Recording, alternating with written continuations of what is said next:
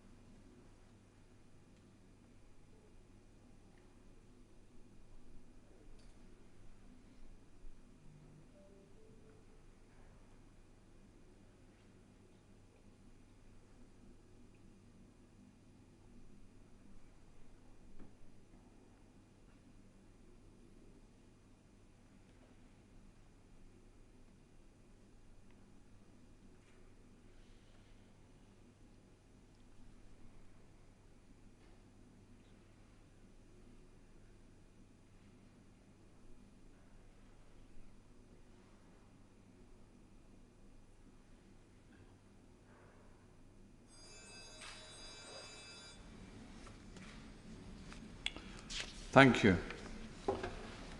I'm sorry the House is returning in such tragic circumstances. Since we last met, we have lost two outstanding friends and colleagues, Sir David Amess and James Brokenshire. I know honourable and right honourable members from all parts of this House will share my deep sadness at their loss and will want to join me in sending heartfelt condolences to their families. The circumstances of Sir David's death were despicable and they raised the most fundamental issues about how members of this House are able to perform our vital democratic responsibilities safely and securely. In light of the ongoing police investigation, I will not say more about the events, but I give the House my undertaking that I will do everything within my power to ensure that these issues are treated with urgency and with the sense of priority that they deserve. I know that whatever political differences that there are in the House, all members want to ensure not just that we and our staff are able to work safely, but our democracy itself, with local Member of Parliament at the heart of our constituency, is able to function securely. On that, I know the House is united. The House will want to pay tribute to both Sir David and to James, and I hope it will be useful if I set out how I expect us to be able to do so. On Wednesday, after Prime Minister's questions, there will be an opportunity for tributes to be paid to James Brokenshire. Today's planned substantive business in the Chamber and the Westminster Hall will not be proceeded with.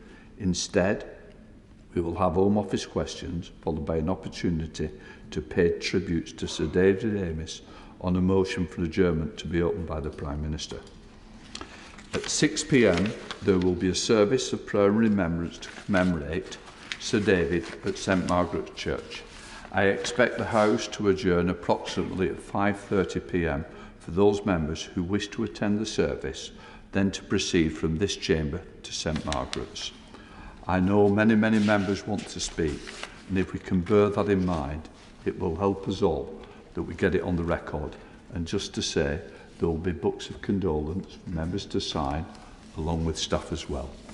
So please, let us now move to questions to the Home Secretary.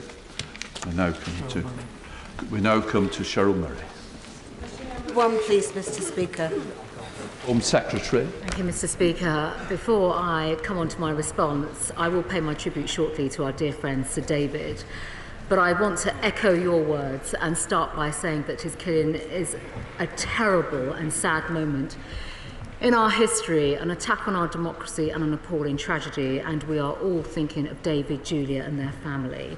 And I would, Mr. Speaker, like to echo your words about our dear, dear colleague, James Brokenshire, the Member of Parliament for Old Bexley and Sidcup, who bravely battled cancer over the last year. And James, Cathy and their children are absolutely in all our thoughts. In response to question number 1, Mr. Speaker, these protests are extremely dangerous. They have caused great economic harm, they have caused misery and distress of the law-abiding public, and they have also prevented members of the public from going about their daily business. Thank you, Mr. Speaker. On Friday, we saw the worst type of illegal protest, where my good friend was stabbed as he did his job.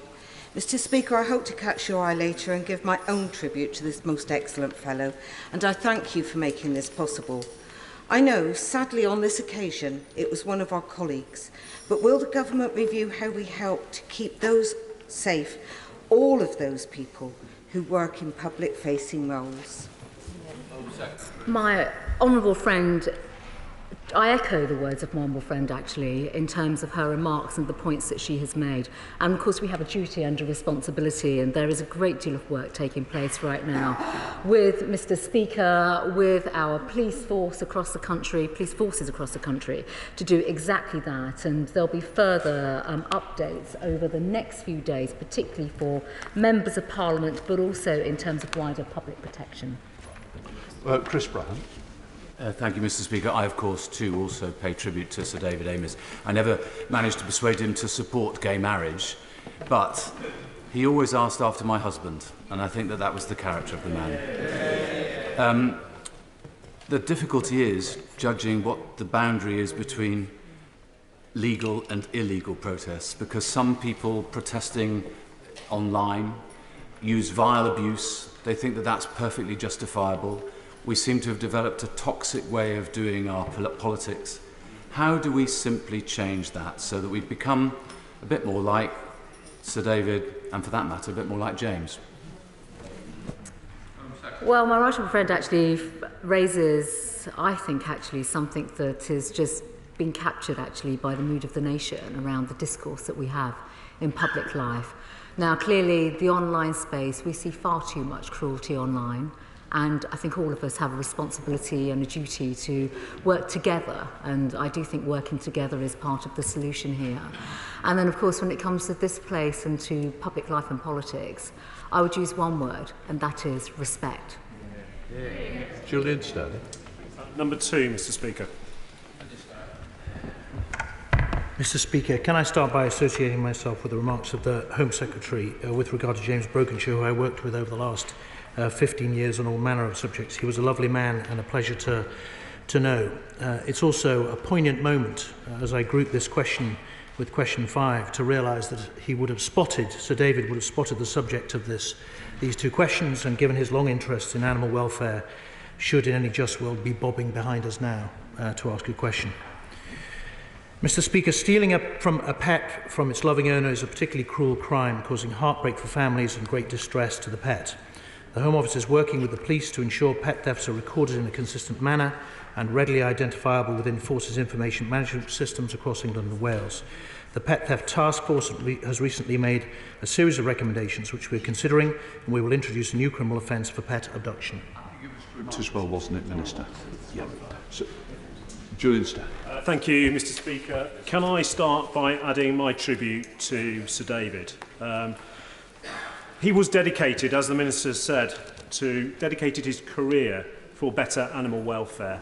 And I know that this topic was one that was very close to his heart, and he had been lobbying the Minister very hard on.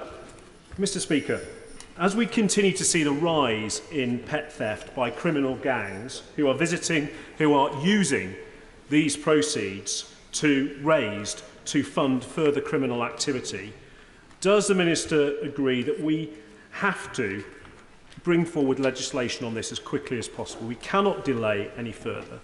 And can the Minister give us a clear timescale on when we're going to see this legislation and we can vote on this important legislation in this House?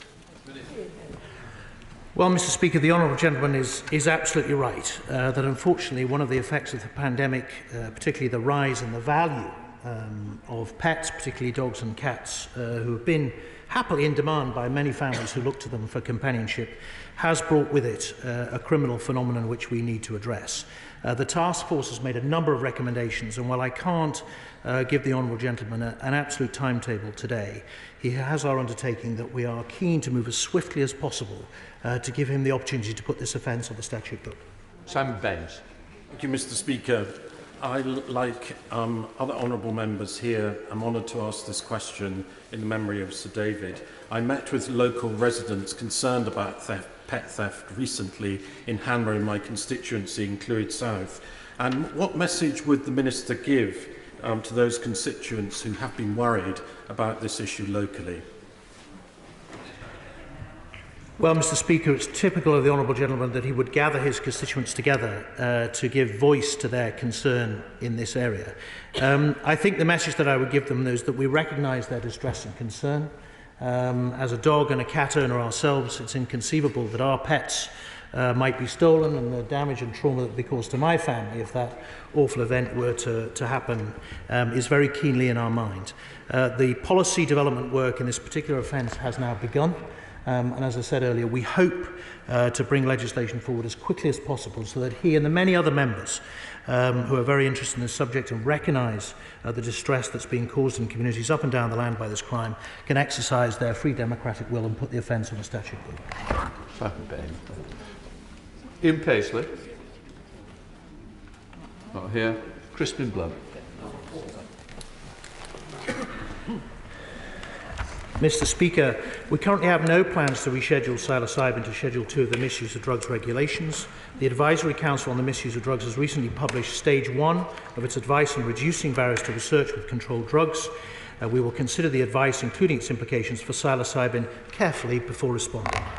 Crispin Blunt. Thank you, Mr. Speaker. Does my right honourable friend understand the emerging potential of the psychedelic class of drugs with psilocybin to the fore to treat depression, trauma and addiction? Now, some of this science was emerging in the 1960s, before our current drugs laws closed it down. Last year, or in 2019, 90,503 of our fellow citizens were driven to suicide by their depression or trauma, or whose rock bottom in addiction has been death. If there is any scale of potential for these drugs, and it appears that there is, any further delay in getting the science and the research going is not defensible. In fact, it's a morally disgraceful abrogation of our duty to the public good. Well, Mr. Speaker, as a founder of the All-Party Group on Life Sciences, I am well aware of the potential of any number of compounds to assist us in the constant battle against mental and physical illness, and the need for this country to lead in research that might alleviate the problem not just here but in the rest of the world. But the Honourable Gentleman will know that in particular where it comes to rescheduling of particular compounds, we do so where medicines are approved on the advice of the MRHA and of the ACMD. He will know, for example, that in June last year we did place Epidiolex, which is a cannabis-based medicine used to treat certain forms of epilepsy, in Schedule 5 to the Misuse of Drug regulations, following exactly that sort of advice. There are ongoing trials and research studies into psilocybin taking place into the UK, and while a medicine has yet to be licensed by the MHRA, if and when it is, we will consider rescheduling. Thanks, Mr. Speaker. Just to catch up on what was said there, could the Minister actually tell me what research the UK Government is basing its current policy regarding psilocybin on, and can that research be made available?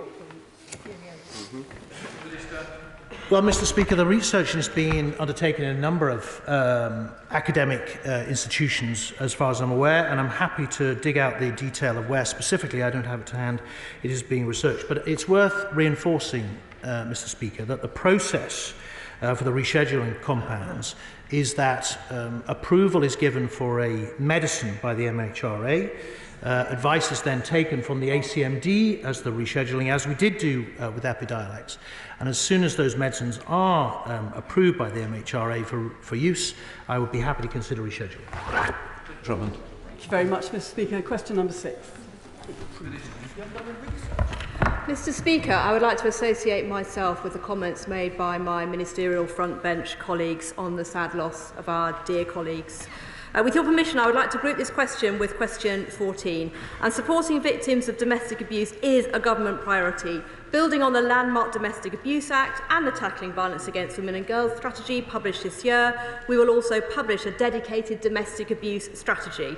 And this strategy will drive action to prevent offending, support victims, relentlessly pursue perpetrators and strengthen the system as a whole. Drummond. Thank you very much, Mr. Speaker. And can I place on record on behalf of my Mearn Valley constituents and myself our deep and utter shock about the death of Sir David Amess and also that of James Brockenshire, and can I pass on their deepest condolences to his family, constituents and many families and their friends here and outside Westminster. In Hampshire over the last year, there were 26,785 domestic abuse offences recorded, with the first period of lockdown showing a 14% increase year on year. Would my right honourable friend continue her support for police and crime commissioners like Donna Jones in Hampshire, who are tackling this dreadful crime as a priority? Well, can I thank Donna Jones for the way that she has prioritised this crime, backed by an uplift in the Hampshire Police funding settlement. And I can assure her that we'll be working closely with policing colleagues, including police and crime commissioners and the new policing lead for tackling violence against women and girls, Maggie Blythe, to drive forward improvements in policing's response to these crimes. Furthermore, we'll be publishing a refreshed national statement of expectations on violence against women and girls to support local commissioners, including PCCs, in commissioning effective services. Hoyle. Thank you, Mr. Speaker. Anyone can be a victim of domestic abuse, regardless of gender, age, ethnicity, religion, socio-economic status, sexuality or background. But how many men have been subjected to domestic abuse, and what is offered to them differently to women? Well, my honourable friend is, of course, absolutely right that men and boys can be victims of domestic abuse, and indeed these other crimes that fall under the umbrella of what we call violence against women and girls. And for the year ending March 2020, the Crime Survey of England and Wales estimated that 757,000 men experienced domestic abuse, which is approximately 7 in 100 men. So we have done a lot of work to publish the first ever cross-government male victims position statement to strengthen our response. We do need to refresh the male victims position statement, and we do also fund the men's advice line run by Respect to provide specialist support to these victims. Sir Desmond Sway. Sir.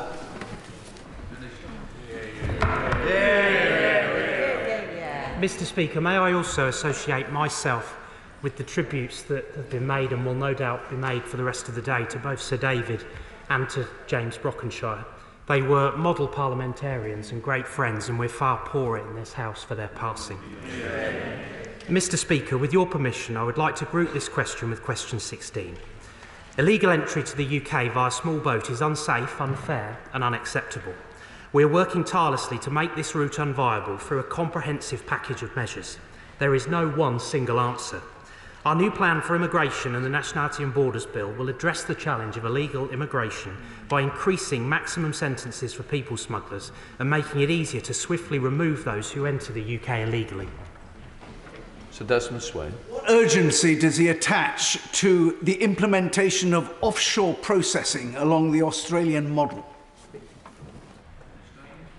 Well, I'm very grateful to my right honourable friend for his question, and he will know that the provisions in the bill are comprehensive. They are many and varied. As I say, there is not one single answer to the challenge that we face in relation to these illegal crossings across the Channel. We must make that route unviable, and of course we reserve the right within the bill to do exactly what he is advocating. Sir David Amess. Thank you, Mr. Speaker. Does my honourable friend agree with me that the Nationality and Borders Bill is absolutely key to stopping the vile people smuggling gangs from continuing to facilitate these channel crossings and putting so many lives at risk? Well, of course, as ever, he gets to the nub of the issue, and as I say, I make the point again because it bears repeating that there is no one single answer to resolving these challenges. But what we do require in swift order is the measures that are set out in the bill. They're comprehensive, they're there to tackle these dangerous crossings. Of course, we need global assistance as well to help us to achieve this. But what we must do is put these evil criminal gangs out of business once and for all and preserve human life. That's exactly what the measures we're proposing seek to do. Abdul Khan. Thank you, Mr. Speaker. I want to add my sincere condolences to Sir David Amess' family and friends. Sir David was kind to everyone in Parliament, and he will be greatly missed. Last week, Sir David and I were part of a parliamentary delegation in Qatar. During the visit, we met the unaccompanied child refugees who had been evacuated from Afghanistan and are now being housed in a temporary accommodation in Qatar. As many as 13 of these children have family members in the UK and are desperate to be reunited with them. Will the Home Secretary now take steps to urgently facilitate the reunion of these children with their families? Well, I'm very grateful to the honourable gentleman for his question, and of course we are working across government on these matters, and I know that there is engagement going on through the Foreign, Commonwealth and Development Office with the authorities that he describes. Of course, we have a proud record, a proud tradition in this country of providing sanctuary for those who find themselves in desperate circumstances. That absolutely continues to be the case. That's a firm commitment that this government has. It's perfectly in line with our proud traditions in this country, and I think people across our country would expect us to continue to do that, and that's exactly what we will do. SM spokesperson Stuart C. MacDonald. Thank you, Mr. Speaker. From me and from my colleagues and from the bottom of our hearts, can we send our deepest condolences to the family, friends and colleagues of both Sir David Amess and James Brokenshire. Hear, hear. It's fair to say that in short everyone knew Sir David and everyone liked and respected him without exception. And in relation to James Brokenshire, I shadowed him as Immigration Minister in my first year in this place, and he made my job 10 times tougher, not only because of his mastery of the brief, but because he too was impossible not to respect until I can move sorely. Mr. Speaker, at the last question session, the Home Secretary suggested I hadn't read the Borders Bill when I said that it would see Uyghurs, persecuted Christians and Syrians fleeing war prosecuted and sentenced to prison. But I have read it, and that is precisely what Clause 37 will do. I welcome the Minister to his place, but if he doesn't want to see Uyghurs, persecuted Christians and Syrians prosecuted and imprisoned, will he take that clause out of the bill? Hear, hear. Well, I would expect nothing less from the honourable gentleman, given that we're beginning line-by-line consideration tomorrow in committee, and I've no doubt that he will have studied every single clause very, very carefully and will be interrogating me on each of them. Look, we don't want to see anybody persecuted, and as I've said previously, as a country and as a government, we are absolutely determined to make sure that there continue to be safe and legal routes so that people can continue to access sanctuary in this country where people qualify. And of course, through our international engagement, we always press home that human rights must be respected and upheld at every turn. John Barron.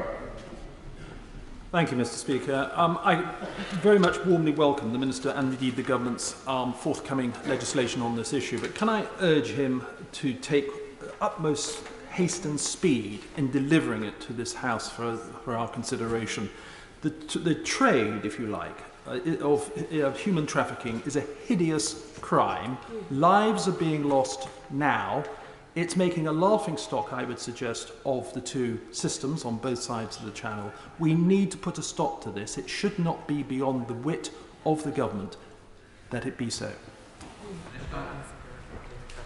Well, I'm very grateful to my honourable friend who has consistently been raising these matters, and he is right to say that we want to deliver the provisions of the Nationality and Borders Bill as quickly as possible because we believe that they are fundamental to preventing these dangerous channel crossings as part of an overall package to deliver on that.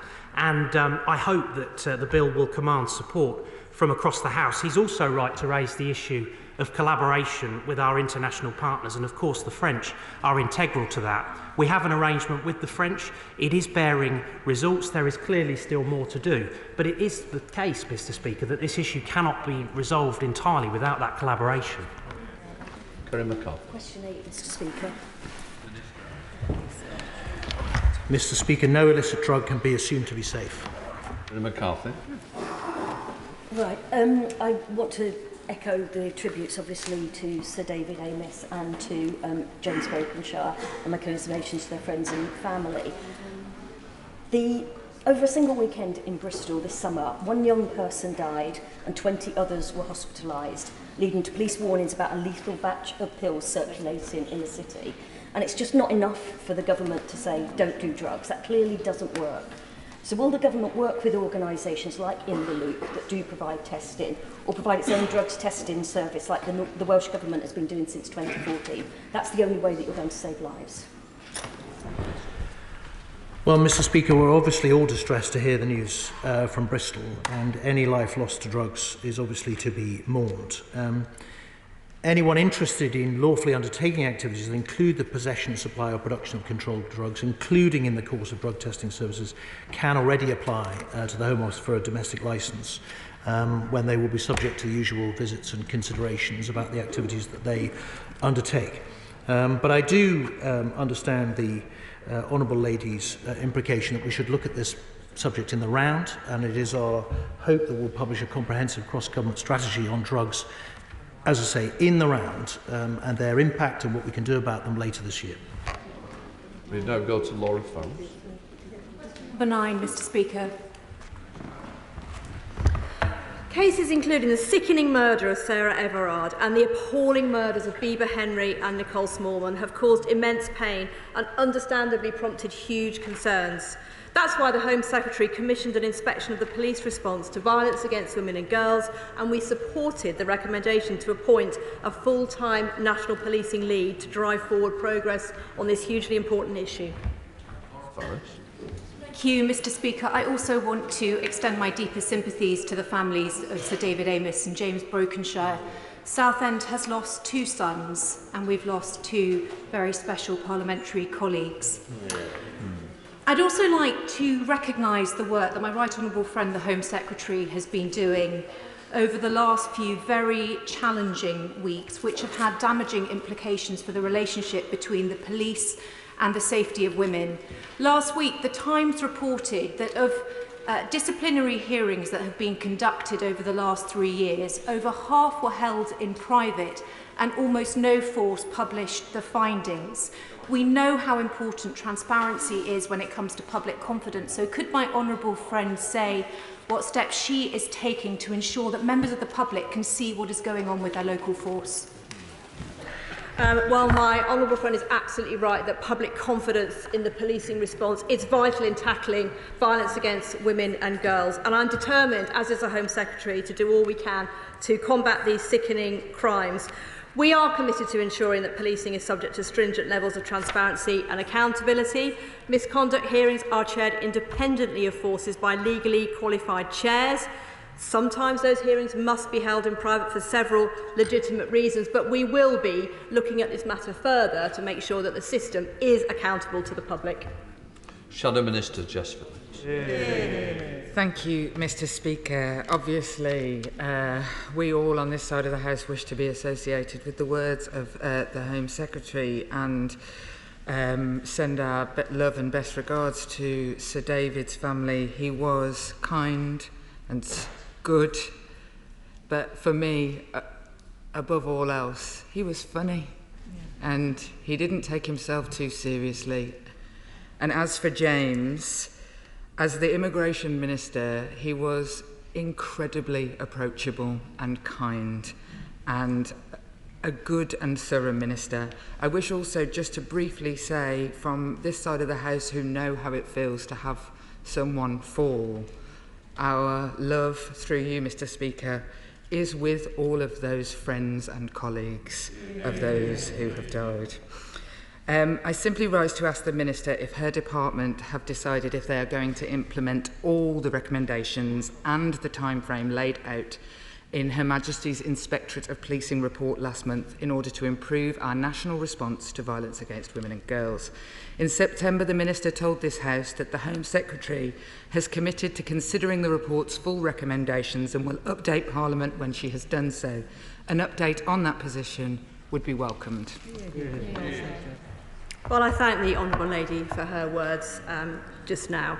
And clearly the report that has been produced is a very important report, and the Home Secretary and the Home Office are considering that in detail. We have already put into place a number of very important actions, including appointing Detective Chief Constable Maggie Blythe and also chairing a new task force to drive cross-government action. The Home Secretary has also announced an independent inquiry into the issues surrounding Wayne Couzens and wider culture in policing, and she will update the House very soon. Carl Lockhart. Question 10. Thank you, Mr. Speaker. When we introduced the new skilled worker visa last year, we broadened the skills threshold from the academically focused graduate level under the previous Tier 2 visa to school leaver level, RQF3, to ensure a wider range of skilled work was recognised. This change means roles such as butcher, farmer and poultry processors qualified for the skilled worker route, allowing recruitment on a global level into them. Carl Lockhart.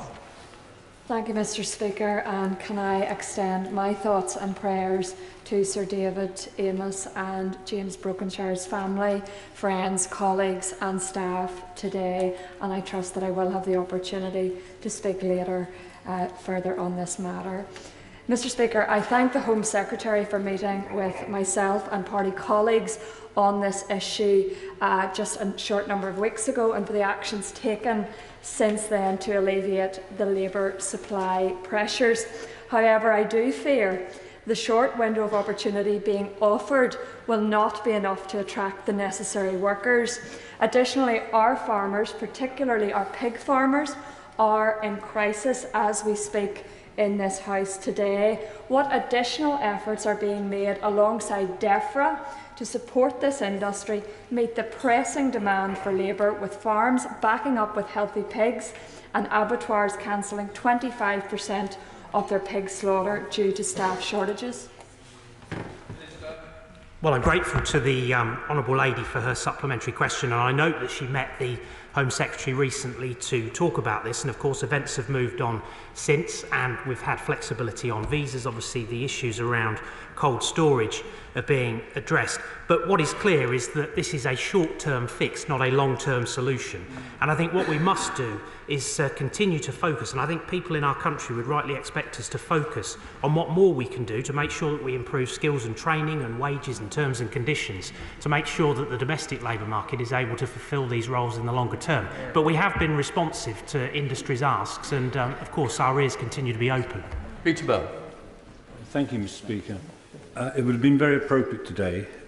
David Amess would have been the first to welcome the new Minister of the Dispatch Box, because the three of us worked together on Grassroots Out, and he held the first rally for us. And it's appropriate to this question. Isn't it right, Minister, that the coming out of the European Union gives us the ability to decide on these issues? Well, thank you to my honourable friend and neighbour for his question, and it won't surprise him to hear that only a couple of weeks ago I received a note from Sir David congratulating me on my appointment, and it is something that I will absolutely treasure in the years ahead. His encouragement was always second to none. The truth is that people like he and I campaigned in the referendum for a global immigration system. That is exactly what we have delivered. I genuinely believe that that is the right approach to immigration for the years ahead, based on skills, recruiting the skills that we need, but also making sure that we do right by the domestic labour market and people in this country by increasing skills, increasing opportunity, increasing training, terms and conditions, and making sure that more readily we can recruit to those roles. Shadow Minister Bamlock-Sorrell. Thank you, Mr. Speaker. And I too wish to pay my tributes to Sir David and James Brokenshire and pass on my deepest condolences and sympathies to their families. They were two of the kindest, most decent parliamentarians I've ever met, and I will certainly miss my conversations with Sir David by the lifts in 1 Parliament Street, always with a smile. Mr. Speaker, the National Farmers Union have told MPs that there's a chronic shortage of butchers and agriculture workers, which has led to 150,000 pigs being backed up on farms.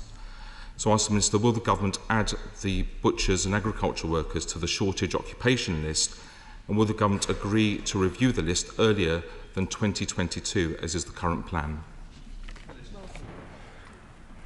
Well, the honourable gentleman raises an interesting question, and he should know that, of course, the Home Office and ministers in the Home Office are working constructively with DEFRA, who, of course, are regularly engaging, no doubt, with the National Farmers Union around these matters. Following last year's MAC Sol review, the government set out its response to stating that the labour market is changing as a result of COVID, and that it is important to assess changes in the labour market before making widespread changes to the Sol. This is particularly true at a time when so many British people still face uncertain times with the ending of furlough. But as I say, we are committed, we have taken steps in the short term to address these challenges that have been raised, but this really is not the long-term solution to these challenges. But of course we're responsive as the situation develops. Thank you, Speaker. And while I wanted to take the opportunity to welcome my friend to his position on the front bench, he might not welcome what I have to say after I congratulate and echo the comments that he made in condolence of our dear departed colleagues, both David and James. So far we haven't had any facts and figures. What are the numbers of shortages? How many applications have been made and how many visas have been granted? Well, thank you to my honourable friend for his question.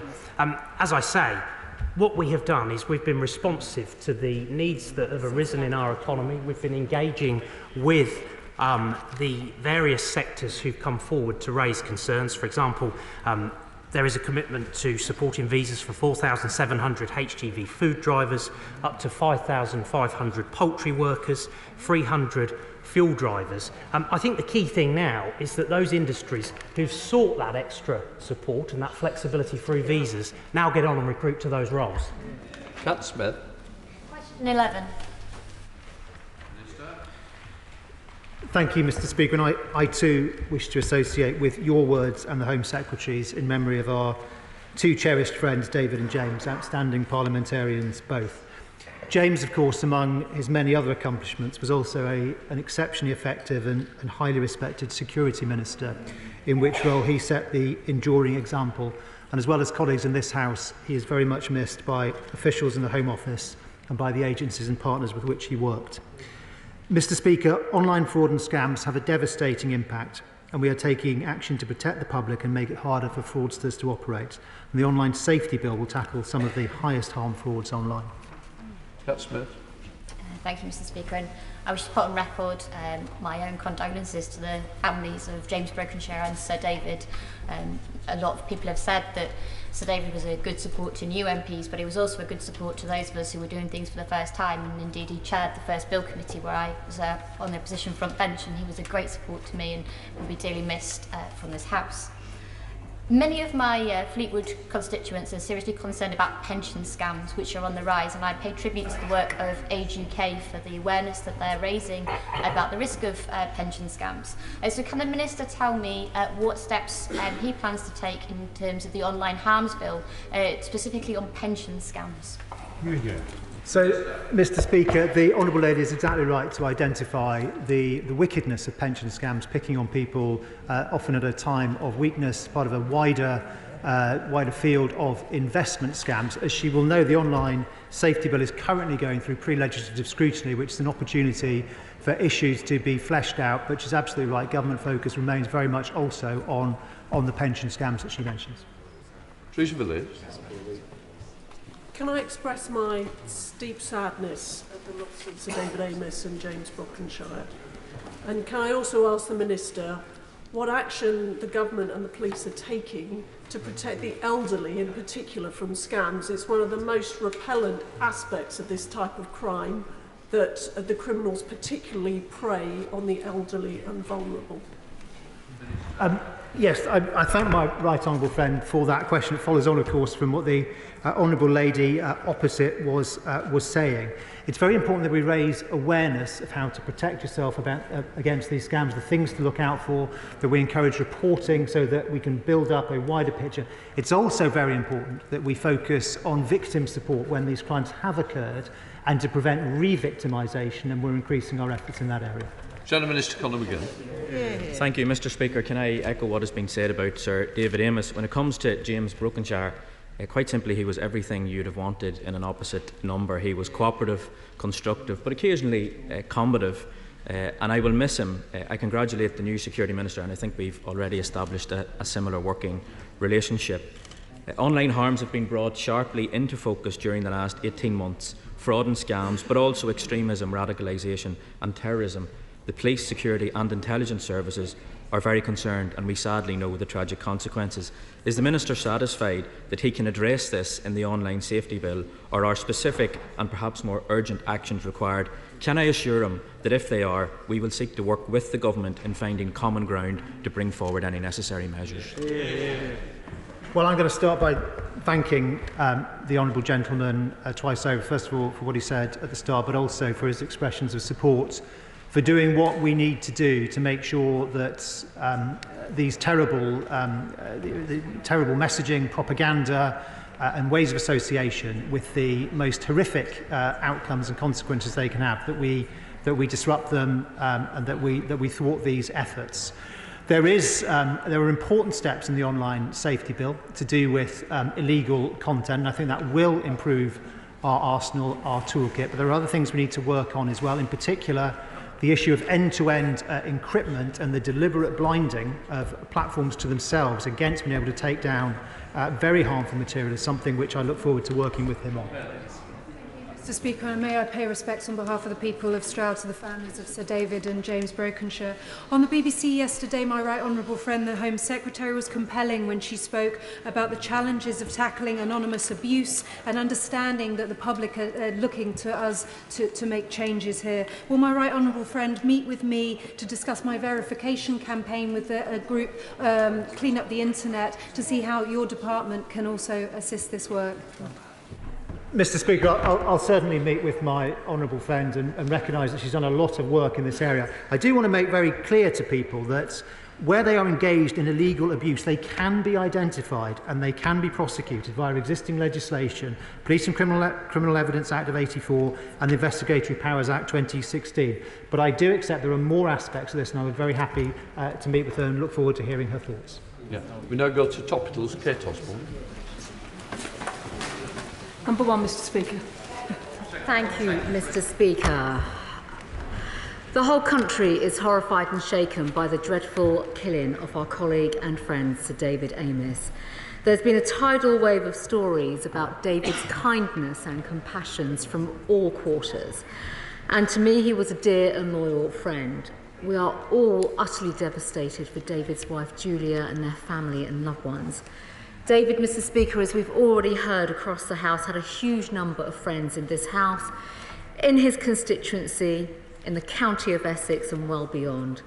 The causes he supported, we've heard, were diverse and so many, both relating to people and, of course, much-loved animals. And many sessions in this House were enlivened, Mr Speaker, by his calls for city status for Southend. It is agonising to know that we will not see his wonderful smile again. And it took no effort on David's part to conduct the business of politics in a civilised, good-humoured way which came naturally to him. Decency ran through him like the writing in a stick of Southend rock.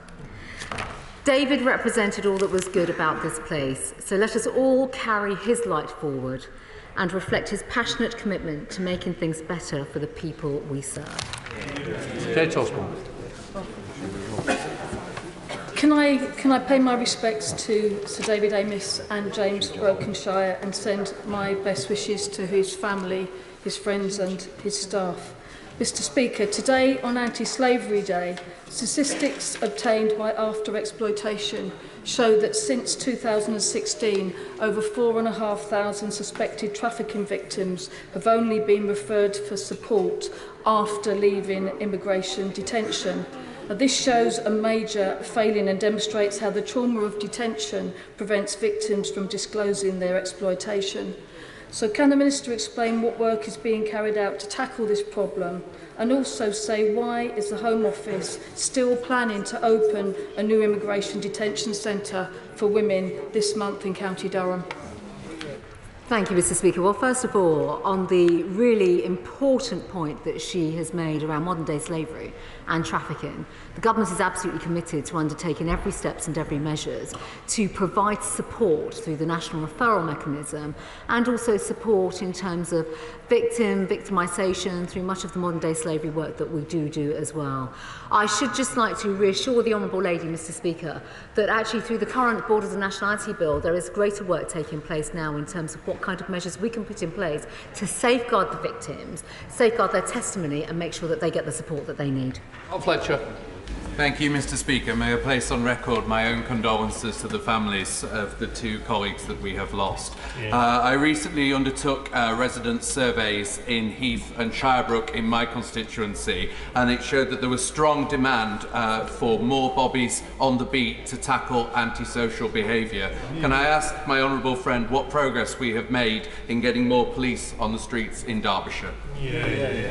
Well, Mr. Speaker, can I commend the honourable gentleman for engaging with his constituents on what is very often easily the most important subject close to all of our constituents' hearts. He will be pleased to hear that we are now approaching the halfway mark on our 20,000 extra police officers, which obviously represents a gross recruitment of something over 20,000, and I hope that he will feel the effect of the now well over 100 police officers recruited by Derbyshire Constabulary on the streets of his constituency in the weeks to come. Shadow Home Secretary Nick Thomas-Symonds. Thank you, Mr. Speaker. I first met Sir David Amess when I entered this House in 2015, and when as a new member he approached me to ask how I was and how I was settling in. And that conversation captured the essence of Sir David, who was a kind, thoughtful and generous man, always cheerful and smiling. He was dedicated to the service of his constituents, he had passionate beliefs, and he worked across party lines on causes that mattered to him and those he served. He was respected and held in affection across the House, and we on these benches send condolences to his wife Julia, to all his loved ones and parliamentary colleagues. Sadly, Mr. Speaker, another member of this House, James Brokenshire, was taken from us too young. I worked with James on a number of security issues. He was a man of firm beliefs, staunch integrity and unfailing good humour. He pursued causes with passion and respect and represented politics at its best. And we on these benches send sympathies to his wife Cathy and all his loved ones and parliamentary colleagues.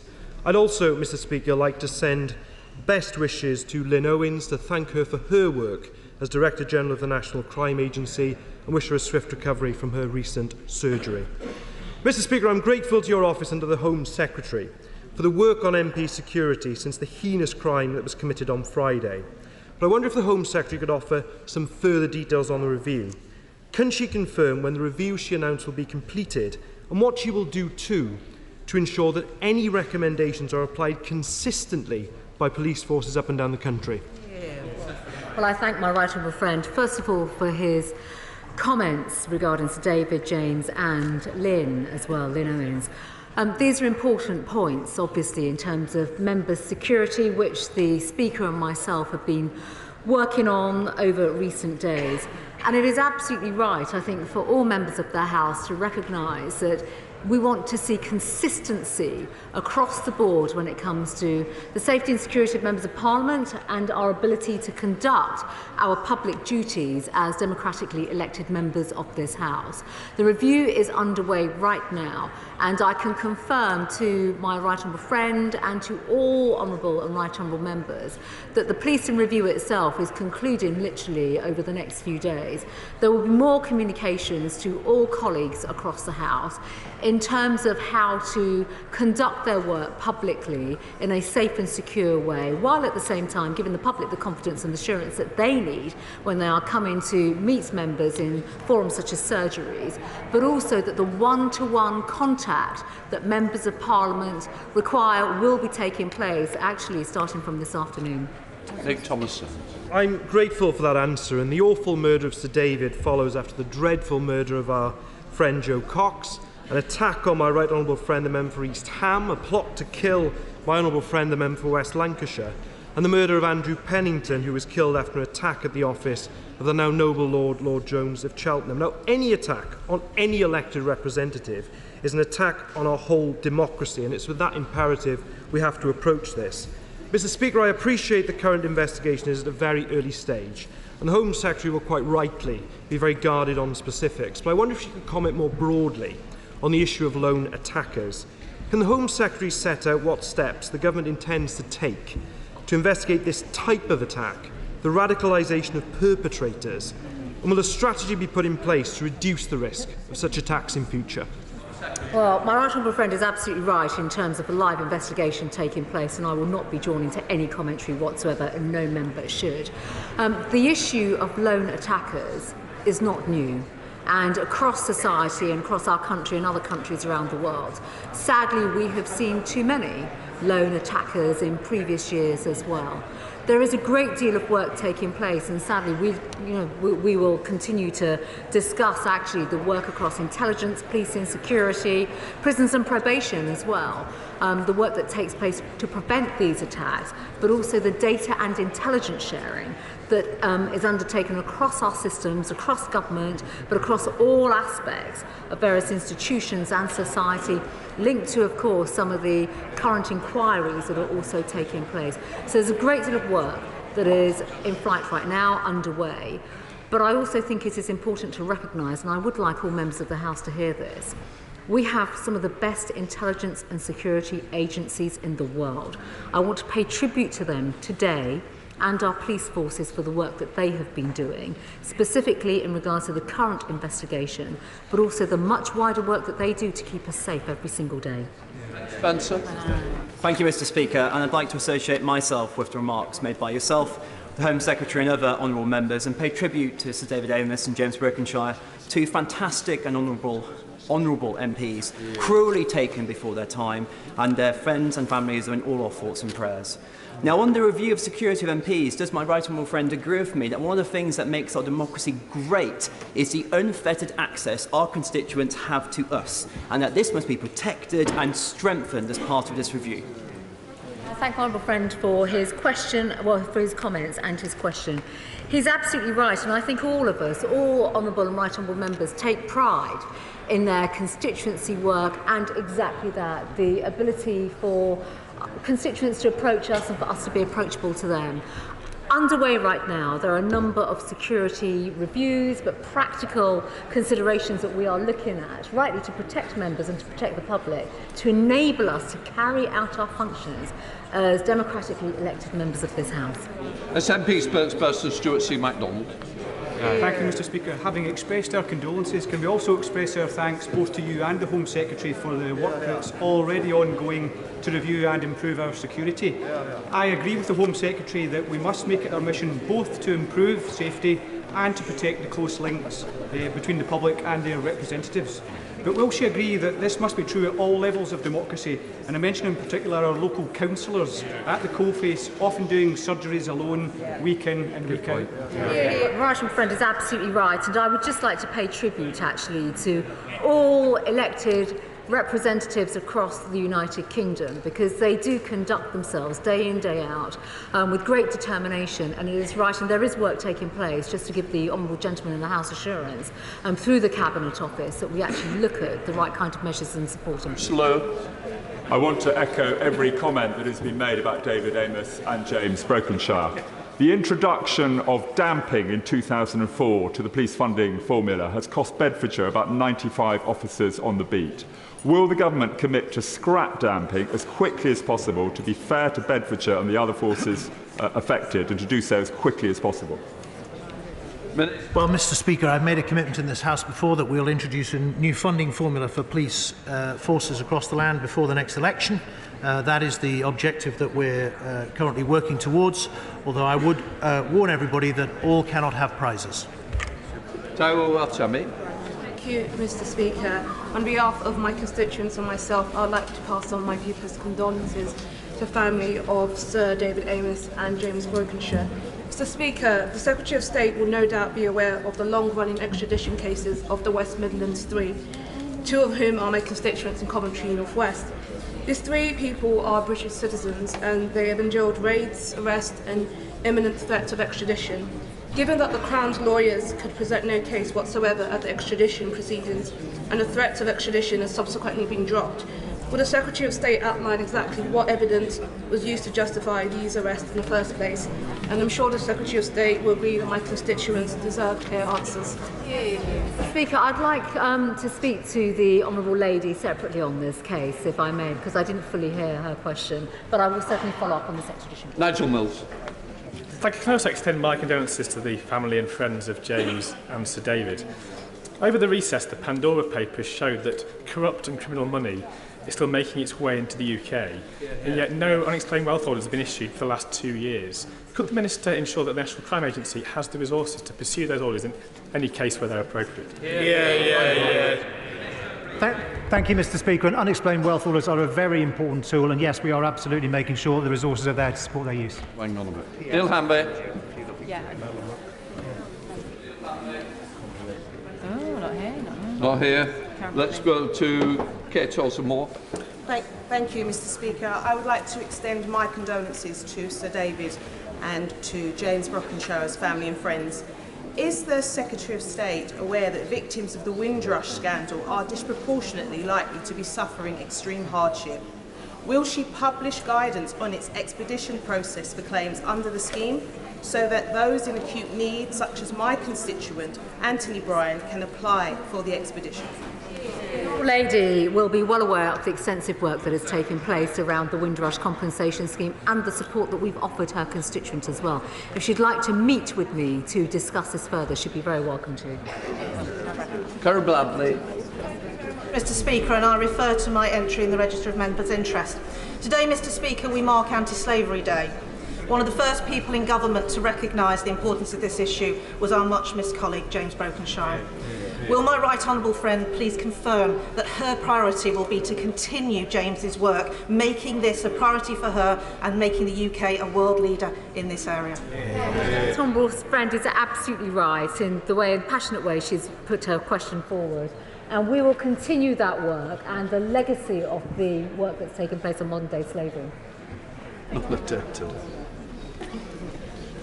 No word from the Prime Minister.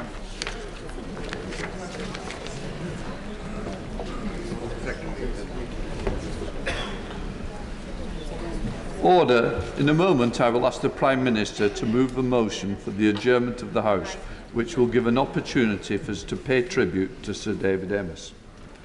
As I said earlier, the issues raised by the circumstances of Sir David's death will be looked at urgently and with the utmost priority. I would also remind honourable and right honourable members that a police investigation is ongoing.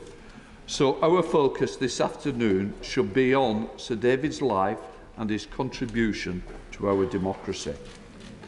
In nearly 4 decades in this House, Sir David was second to none in his determined commitment to his constituents, firstly as the member for Basildon between 1983 and 97, and since then as the member for Southend West.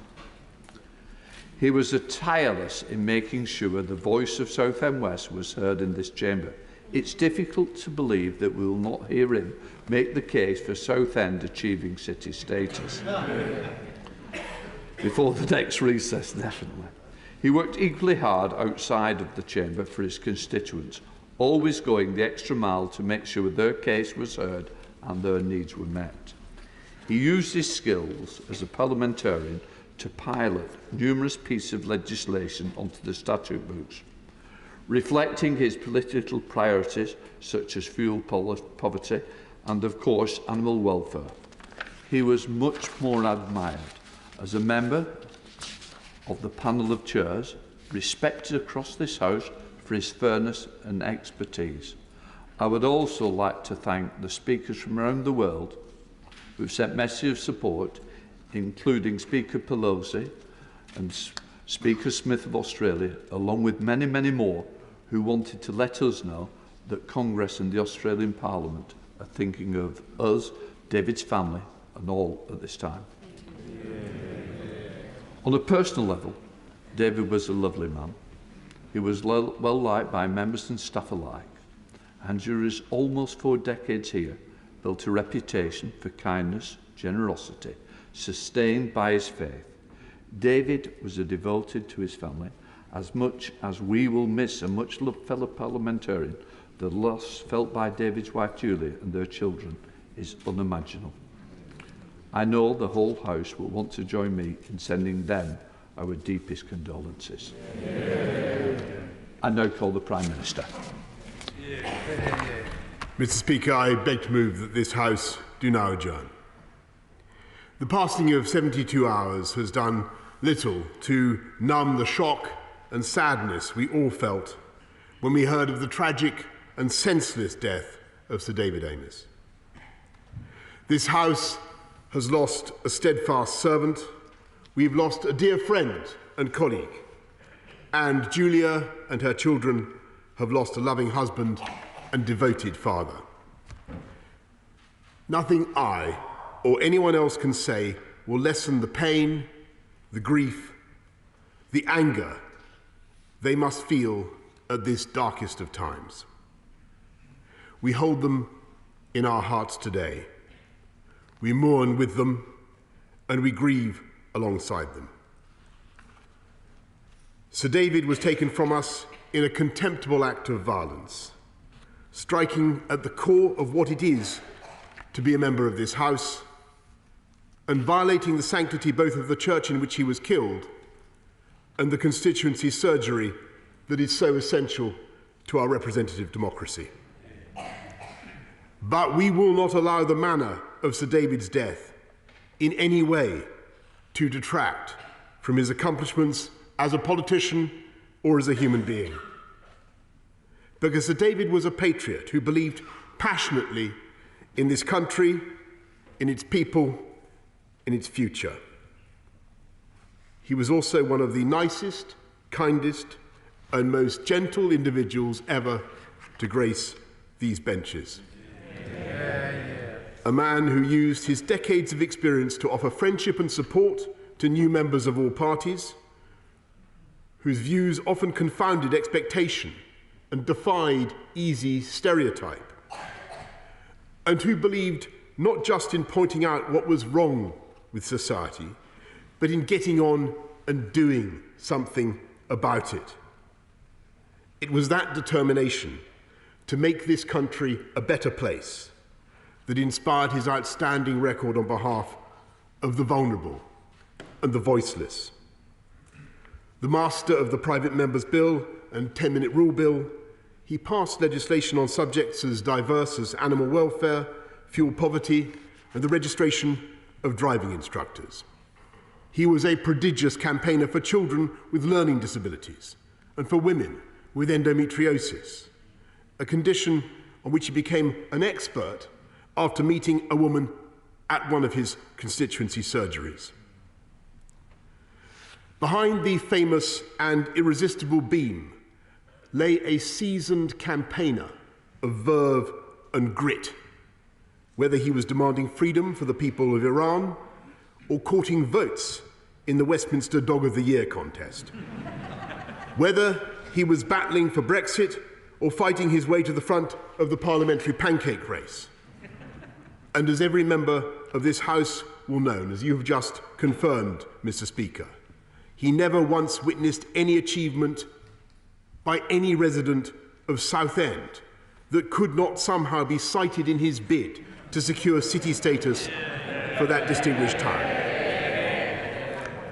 Highlights of that bulging folder included a world record for playing the most triangles at once, a group of stilt walkers travelling non-stop from the Essex coast to Downing Street, and a visiting foreign dignitary allegedly flouting protocol by saying he liked Southend more than Cleethorpes, Mr. Speaker.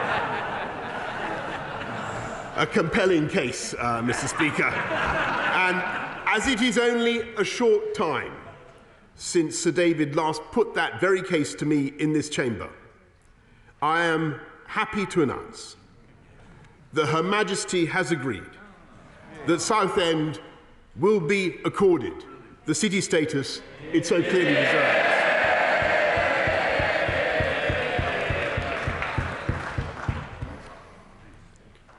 That Sir David spent almost 40 years in this House, but not one day in ministerial office tells everything about where his priorities lay. He was not a man in awe of this chamber, nor a man who sought patronage or advancement. He simply wanted to serve the people of Essex, first in Basildon, then in Southend. And it was in the act of serving his constituents that he was so cruelly killed. In his recent memoir, Sir David called surgeries a part of the great British tradition of the people openly meeting their elected politicians. Even after the murder of Joe Cox and the savage attacks on Stephen Timms and Nigel Jones, he refused to accept that he should be in any way deterred from speaking face to face with his constituents. And so when he died, he was doing what he firmly believed was the most important part of any MP's job, offering help to those in need. In the awful moments before we knew the full horror of the tragedy, a member of Sir David's Constituency Association, her voice breaking with emotion, told an interviewer that we need him, the country needs him, and we do. This country needs people like Sir David. This House needs people like Sir David, and our politics needs people like Sir David. Dedicated, passionate, firm in his beliefs, but never anything less than respectful for those who thought differently. Those are the values he brought to a lifetime of public service. There can be few among us more justified than him in his deep faith in the resurrection and the life to come. And while his death leaves a vacuum that will not and can never be filled, we will cherish his memory, we will celebrate his legacy, and we will never allow those who commit acts of evil to triumph over the democracy and the Parliament that Sir David Amess loved so much. The question is this House to now adjourn. I now call the Leader of the Opposition, Keir Starmer. Thank you, Mr. Speaker. In the last few days, there have been many tributes to Sir David, from politicians of all parties, from his constituents and members of the public, from friends and from family, and from faith leaders, especially the Catholic Church, of which he was such a devoted follower. Each tribute paints its own picture of a committed public servant, of kindness, and of a man whose decency touched everybody that he met. Taken together, these tributes are a powerful testimony to the respect, the affection, and yes, the love that David was held in across politics and across different communities. Together they speak volumes about the man that he was and the loss that we grieve. Sir David was a dedicated parliamentarian, and his loss is felt profoundly across this House. We are united in our grief at this terrible time. We are thinking of David and his family. We are thinking, once again, of our dear friend Joe Cox, who was killed just 5 short years ago. And I know that honourable members and their staff will have spent the weekend worrying about their own safety. The emotion is the same across the House. But I remember just how acutely Joe's loss was felt on these benches.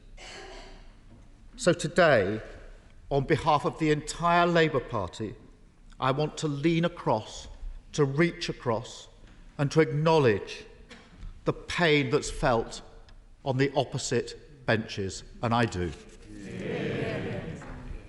Of course our differences matter. After all, that's what democracy is about. But today we're reminded that what we have in common matters far more. I spoke to Joe Cox's parents on Friday afternoon because I knew that they would be reliving that terrible day. They said to me they were thinking of David's family and how their lives would be changed forever. So today, just as the Prime Minister has said, this House holds in our hearts David's wife, Julia, his children, Catherine, David Jr., Sarah, Florence, and Alex, and all of those who loved him. We cannot begin to imagine what they're going through, but our thoughts, our love, and our prayers are with them. I also thank those who did everything they could to save David's life and our emergency services who run towards danger to protect us.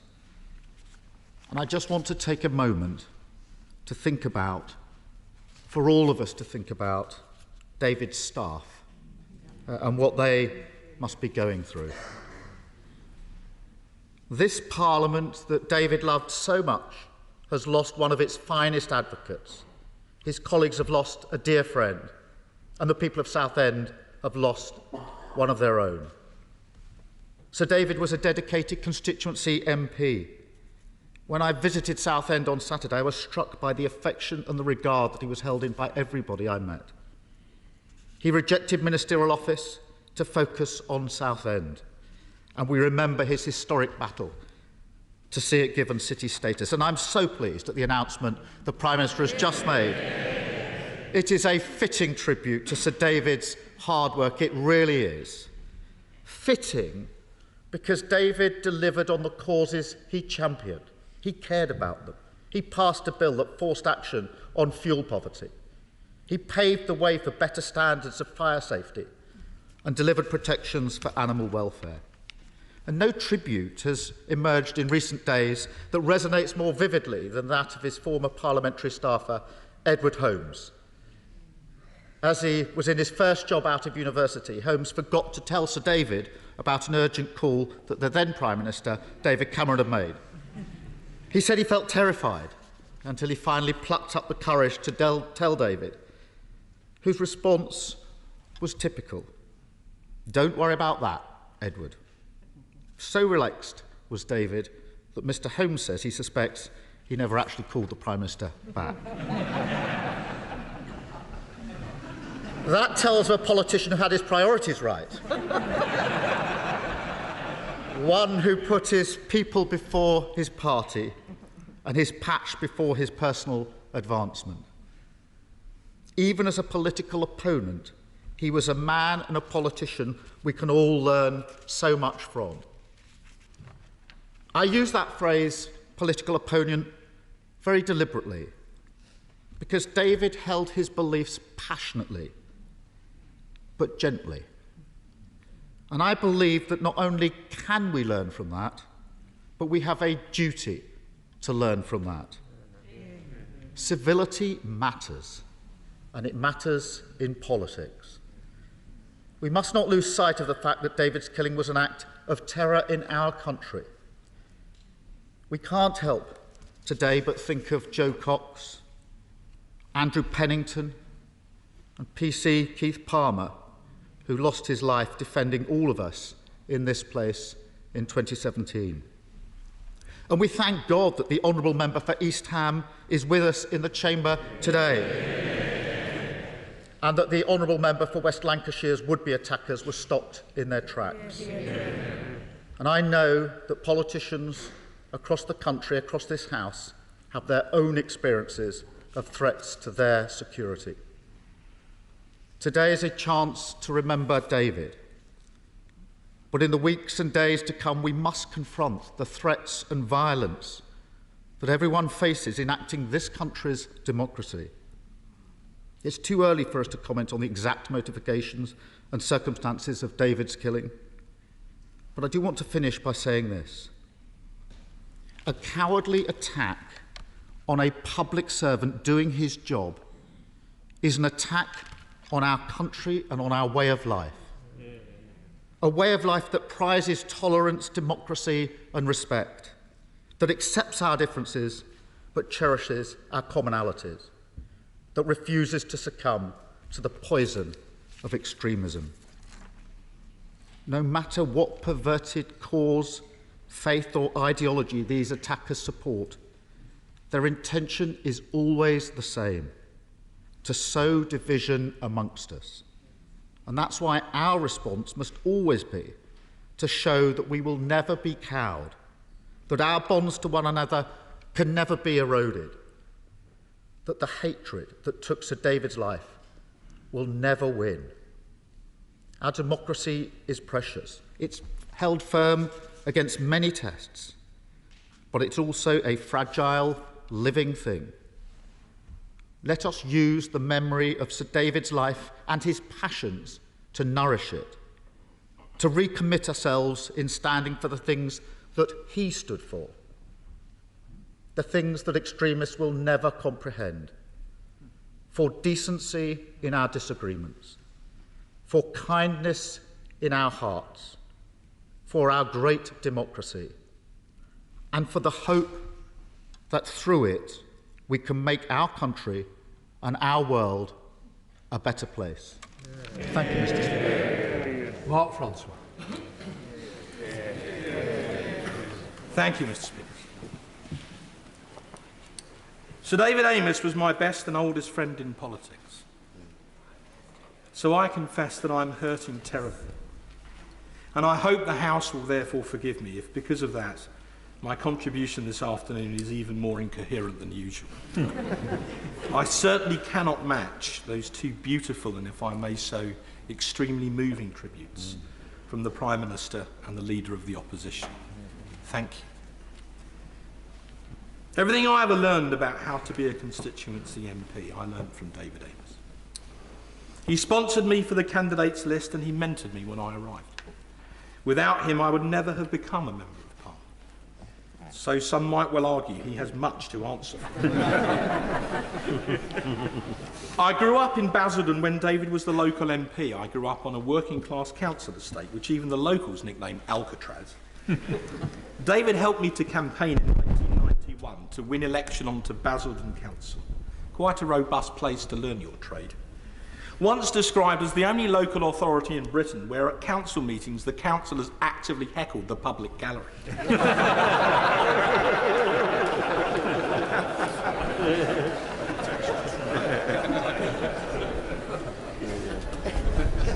I was there. Trust me, I'm a politician. In return, I ran his ground war in his iconic defence of Basildon in 1992. During that campaign, Mr. Speaker, the late Paul Channon came down from Southend to help, and we were out canvassing on a council estate in Pitsea. I'll never forget it. We knocked on this door, and this monster of a bloke opened the door, and he looked at us both, and he looked at the blue rosettes, and he said, "Conservative? Tory? You must be bloody joking, mate. I'm voting for that David Amess."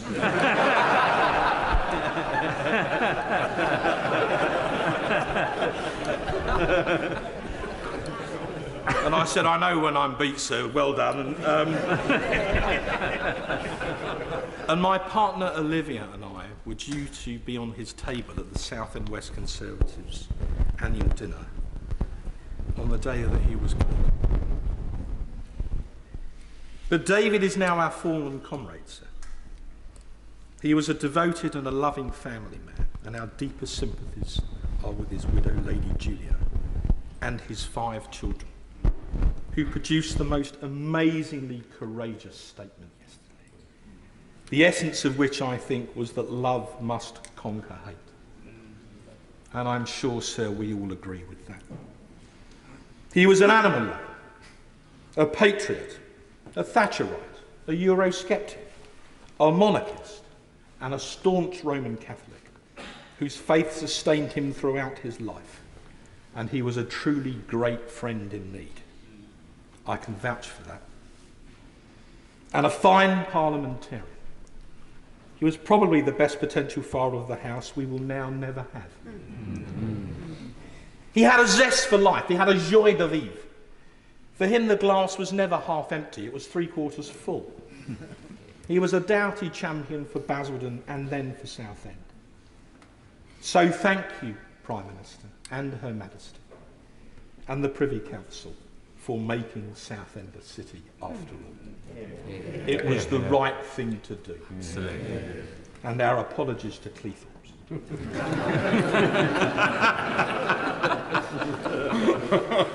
While you're at it, if you can help Southend United, they're having a bit of a slip. They really need, sir, all the help they can get. But you never knew what David was going to do next. That Essex cheeky chappy smile, that impish Amess grin, always with some hint of gentle mischief standing behind it.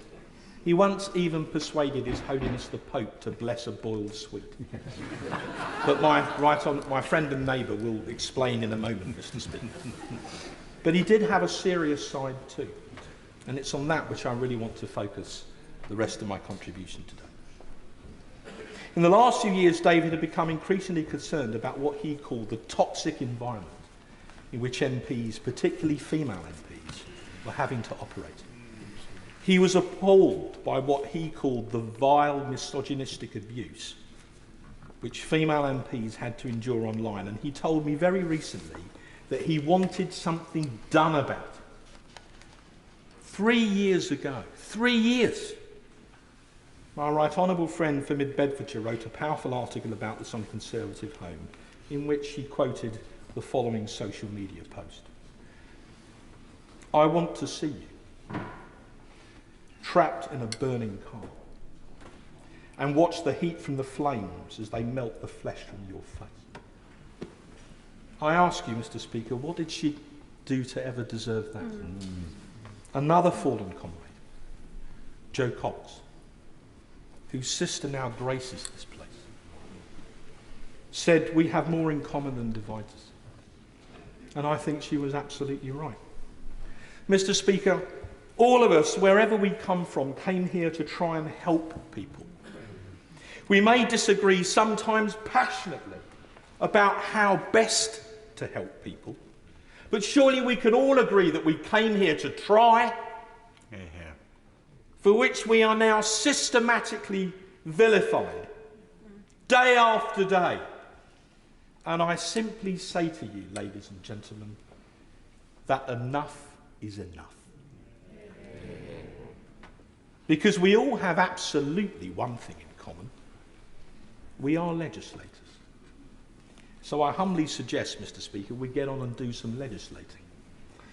I suggest that if we want to ensure that our colleague didn't die in vain, we collectively, all of us, pick up the baton, regardless of our party, and take the forthcoming online harms bill and toughen it up markedly. So let's put, if I may be so presumptuous, David's law onto the statute book, the essence of which would be that while people in public life must remain open to legitimate criticism, they can no longer be vilified or their families subject to the most horrendous abuse, especially from people who hide behind a cloak of anonymity, with the connivance of the social media companies for profit. The mood I'm in, Mr. Speaker, I confess I'd like to drag Mark Zuckerberg of Facebook and Jack Dorsey of Twitter to the bar of the House, if necessary kicking and screaming, so they can look us all in the eye and account for their actions, or rather their inactions, which make them even richer than they already are. And let's do that for all of our councillors, who are sick and tired of reading on Facebook after every planning committee the night before that, well, it must have been a brown envelope job. Let's do it for all those other people who hold surgeries, for GPs, who have carried on tending to the sick throughout the pandemic, but who are now being vilified online along with their loyal receptionists and staff just for trying to do their job. And if the social media companies don't want to help us drain the Twitter swamp, then let's compel them to do it by law, because they've had more than enough chances to do it voluntarily. So please bring in this bill, Prime Minister. And if you need any assistance in toughening it up, we're called the backbenchers of the House of Commons, and we're here to help. What better way to ensure that a fine parliamentarian did not die in vain than to enshrine one of his last wishes in legislation forever for the benefit of all of those in public life. There were many who wished to pay tributes, Mr. Speaker, so I'll end with this. Another thing about David was his legendary timekeeping, or rather the lack of it. He was so popular that his constituency events always ran late. There were so many people who always wanted to speak to him. So by the end of a busy constituency Friday, of which he had many, he was sometimes running up to an hour late. He invariably overran. And so in his honour this afternoon, so I'm afraid have I.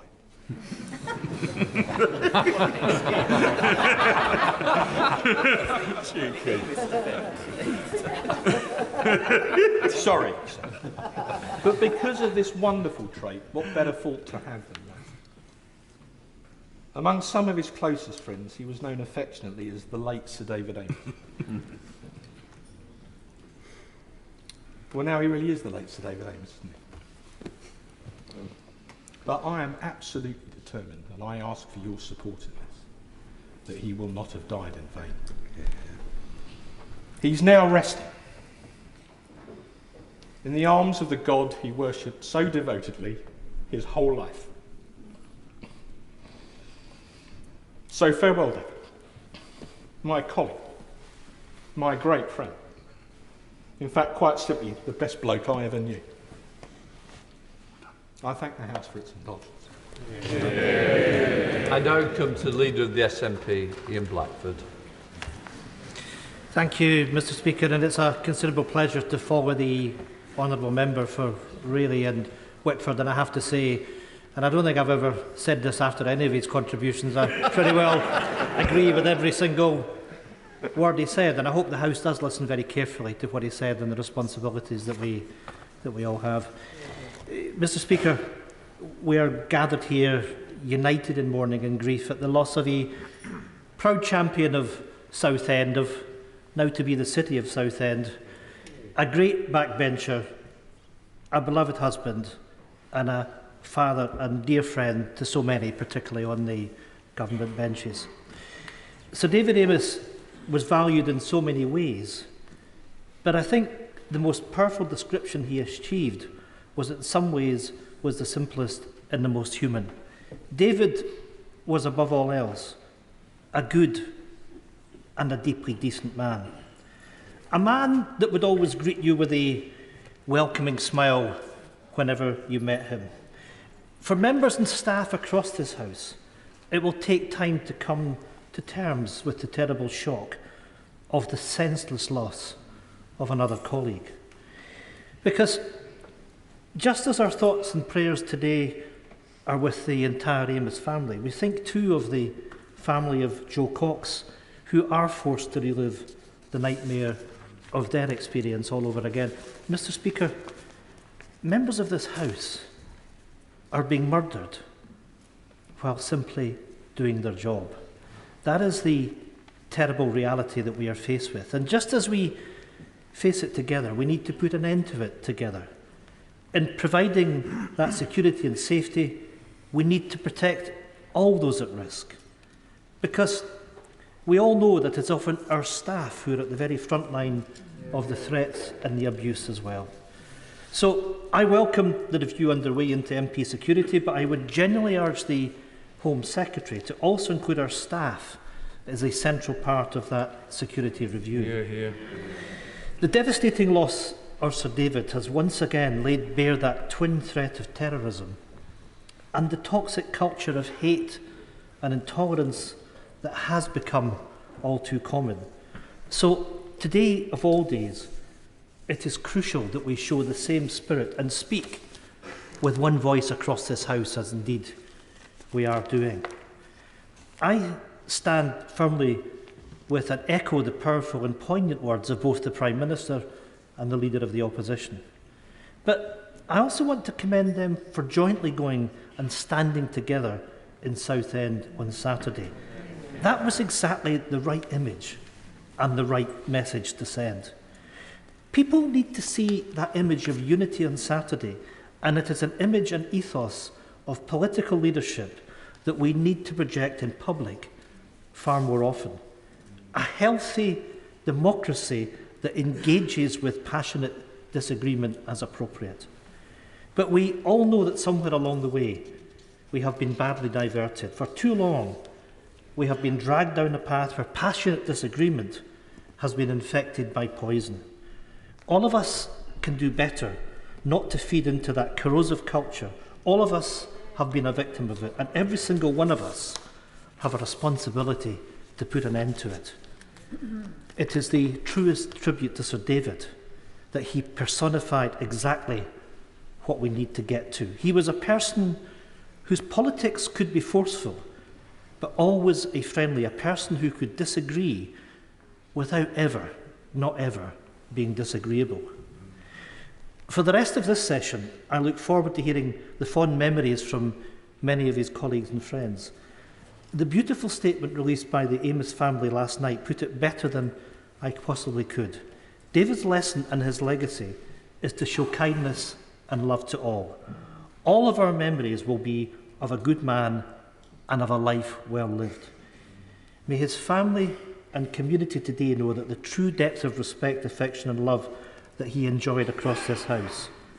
And may his gentle soul now rest in peace. God bless you, David. James Duttridge. David was a man of faith and convictions. Faith in his religion and convictions in his politics. He was, above and beyond everything else, a family man and a very funny man. He'd often break all the rules, cutting through pomp and ceremony and connecting with people. When introducing me, he'd always make up a story. I was the Strictly Come Dancing winner at his annual party for people over the age of 100. Before there was ever a raffle, he'd describe me as a lottery millionaire at a charity fundraiser. My favourite icebreaker is meet James. He's my neighbour. He's recently got out of prison. He'd hold the audience with his anecdotes and stories, and I would like to share the story of the boiled sweet. David was a regular visitor to the Vatican, given his faith, and in the receiving line, perhaps slightly absent-mindedly, being used to these things, people were getting items blessed. David, having a sore throat, reached into his pocket for a boiled sweet. David got his timing wrong. The Pope took the sweet, thinking it was a revered object to be blessed. Blessed the revered object. And David had to put it in his pocket. A holy sweet. And when David would tell the anecdote, as he would do many a time, I suspect you've all heard it, he'd again reach into his pocket and say, "And this is the sweet that was blessed." Mr. Speaker, I suspect there have been many sweets passed off as the holy sweet, but there is only one chosen one. As the neighbouring Member of Parliament for what we now must say is Southend City, and thank you, Prime Minister. It means a lot to everybody, it really does. People would sidle up to me, colleagues would sidle up to me and say, "You're David's neighbour, aren't you?" And I'm like, a bit tentative, yes. But I knew what was coming. It was always an outrageous story of his behaviour at a meeting, or particularly on overseas trips, that just completely broke the ice. He was indeed a great man. He loved animals, but there will no longer be the infamous dog of the day tweets. He would never again dress as a knight in full battle finery, mount a horse and ride across the city of Southend as he did after receiving a knighthood. This really is unbelievable. I'm making it up. Mr. Speaker, seriously, thank you for coming on Saturday. To have the Prime Minister, the Leader of the Opposition, yourself there, sent a real message to the town, the city, that the nation cared and the nation was mourning with us. The impact of David's death has been profound on the city. Southend are in shock, and I'm in shock, and I'm told that the pathway going forward for the city will be difficult. Having spoken to people around Joe Cox's family, I know this is going to be a long process.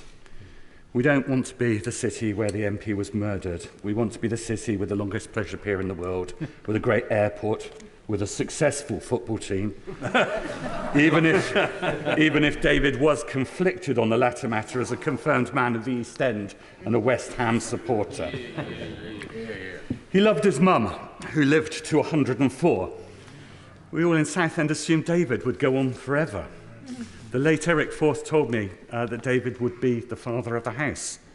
I just thought it was going to be thus one day, but it was not so. In gathering my words, I thought of the phrase, cut short in his prime, and then smirked to myself, given they were somewhat ridiculous, age 69. But he was sprightly. He was a secret gym goer, a head full of floppy hair. I just felt that there was more ahead of him than behind him. Sadly, his future was stolen from us all, and Southend and this house are poorer for it.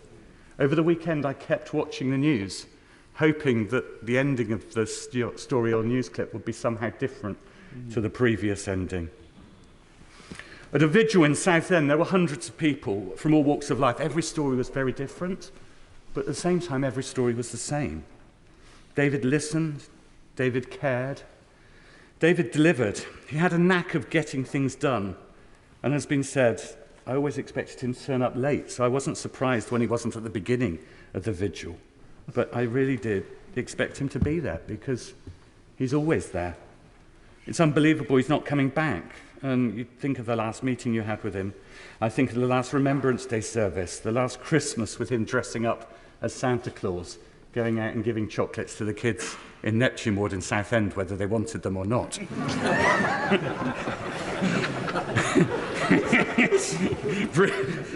Bringing the remainder to my kids, who would stick them to one side, and despite all rules about eating chocolate. But this is not the last of David. He lives on in us all. I don't think David would have seen himself as a mentor to people in this house. He wouldn't have called himself that, but that's what he was by demonstration and osmosis. David inspired great loyalty into his staff. His office was always packed with people, paperwork, and as anyone who's been there would know, fish and birds, despite the House authorities' ban on the subject. Part office, part museum of decades of political memorabilia, part pet shop. It was an office, like the politician, unique.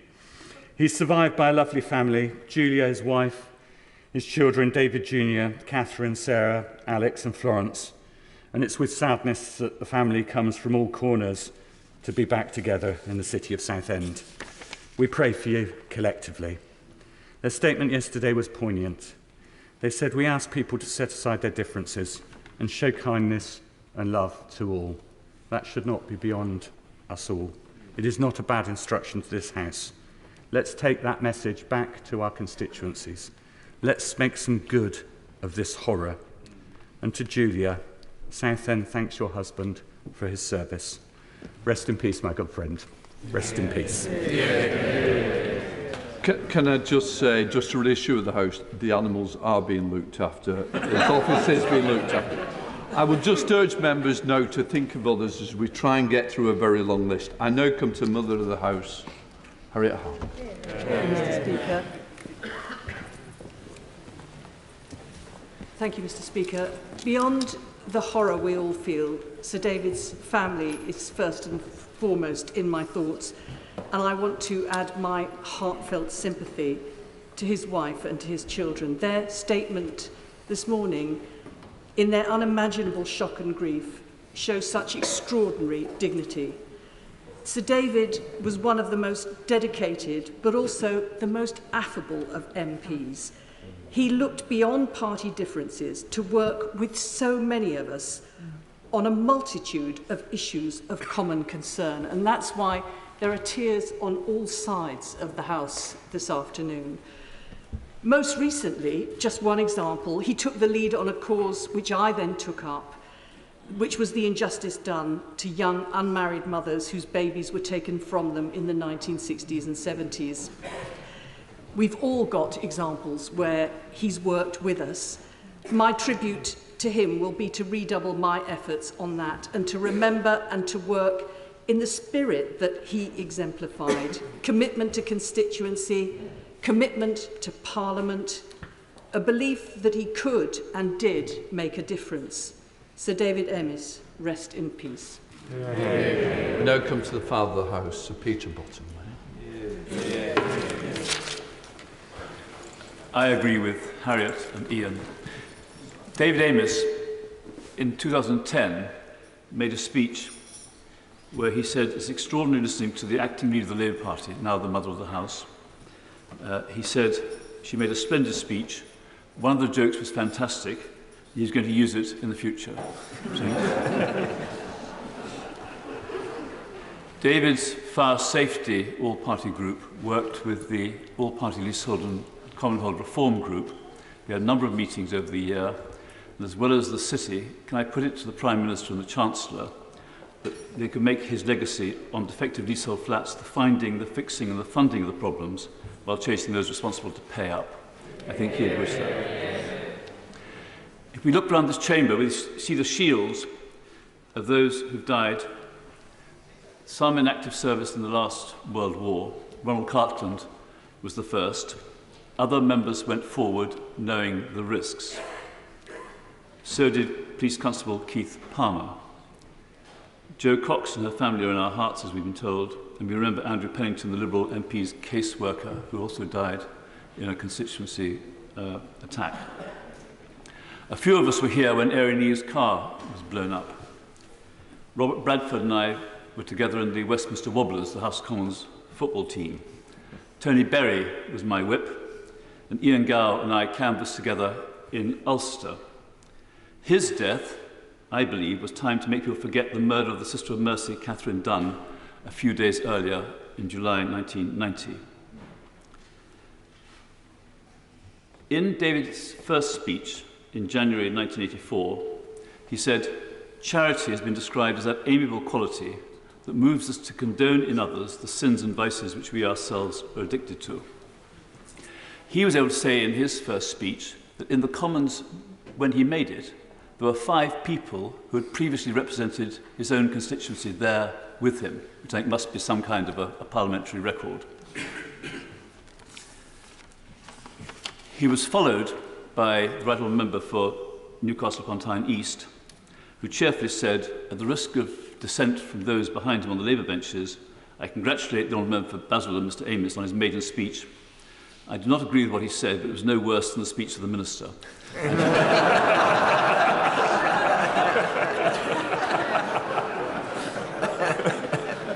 Which was a line that Douglas Jay used when he congratulated me in 1975. So it obviously must be in the sort of Labour Whip's booklet. He went on to wish the honourable member well in what time he had in Parliament. That time, I think, is well described by Trevor Phillips in the Times today, and his leading words were, the simplicity of a man who served. He knew his constituents well and showed them what the Tory party could be. Can we, Mr Speaker, thank you and the party leaders for what you've said over the last 3 days. And if I may say so, also add John Bercow, who in an interview I heard represented the feeling of those who have served with David in this House. Many of these attacks are done for calculated publicity and public reaction. We should try to make both act against the wishes of perpetrators. The only guarantee is that when there is a gap, it will be filled. MPs are in the middle of the pack of people at some risk. Ministers of religion, mental health workers, public transport staff, lone shopkeepers, women police officers, journalists, fair employment builders in Northern Ireland and the judiciary, and especially women and girls going home and at home. We should defend people in every walk of life, in politics and in universities, and here I mentioned mildly the philosopher Professor Kathleen Stock in my county of Sussex. St Margaret's Church, Parliament Square, where I serve as parliamentary warden, is where we will gather later today and for the Roman Catholic service on Wednesday. We've learnt to stand with the Irish and Northern Irish against violence.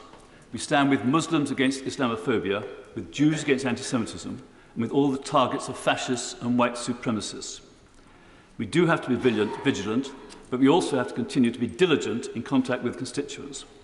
Of course, review obvious security risks, and I would argue the insecure location of the National Holocaust Memorial presently proposed at Victoria Tower Gardens.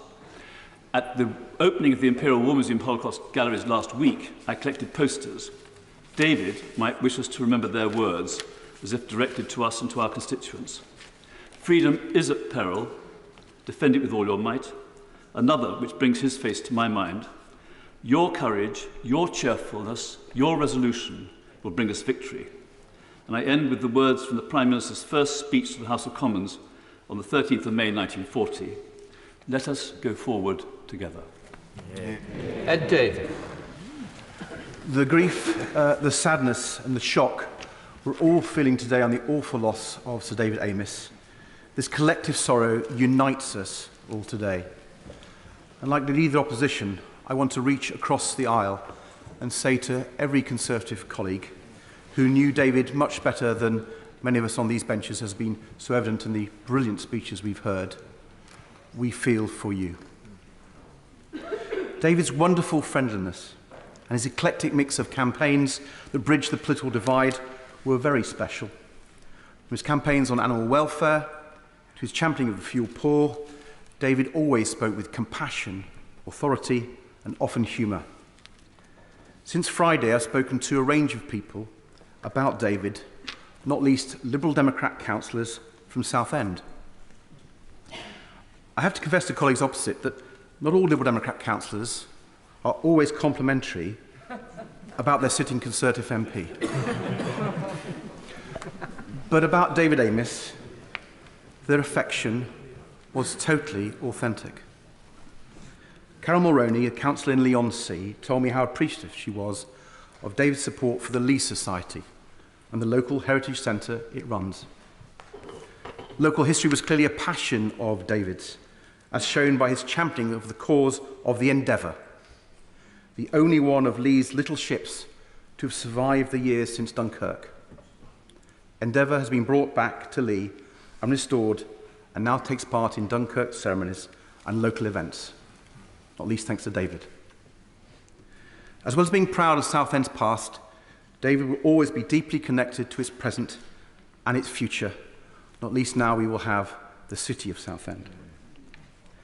Carol told me how David would proudly boast of walking each road, each street, each drive, each avenue and each lane of his constituency, and how supportive he was of every community, not least the local fishing and cockling industry. Mr. Speaker, every community needs champions like David. The point is that we don't have to agree with each other across our political divides, but we can learn to be kind and warm even when we disagree. David was. Today is not the day for discussing the implications for MP security and so on, but I do want to reflect on what happened to one of my close colleagues from these benches nearly 21 years ago. Yesterday I spoke to Nigel Jones, a former MP for Cheltenham, who many will recall, and a number have mentioned, was brutally assaulted during a constituency advice surgery. Nigel was saved that day by the bravery of his member of staff, Andrew Pennington. Andrew Pennington was killed. Andrew was a local councillor who Nigel told me used to work 7 days a week for local residents and was Nigel's right-hand person. So as we reflect on the loss of David and on the threat to MPs, let us remember this too. Our staff and many in public services face abuse, threats and violence on an alarmingly frequent basis. It's incumbent on us in this House to defend them all. I'm sure that is what David would have wanted. Theresa May. Thank you, Mr. Speaker. Laughter, service, compassion. These are three of the words that spring to my mind when I think of David Amess.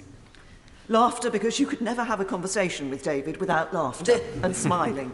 Whether it was because of one of the outrageous stories that he was telling, perhaps about one of his colleagues or somebody else.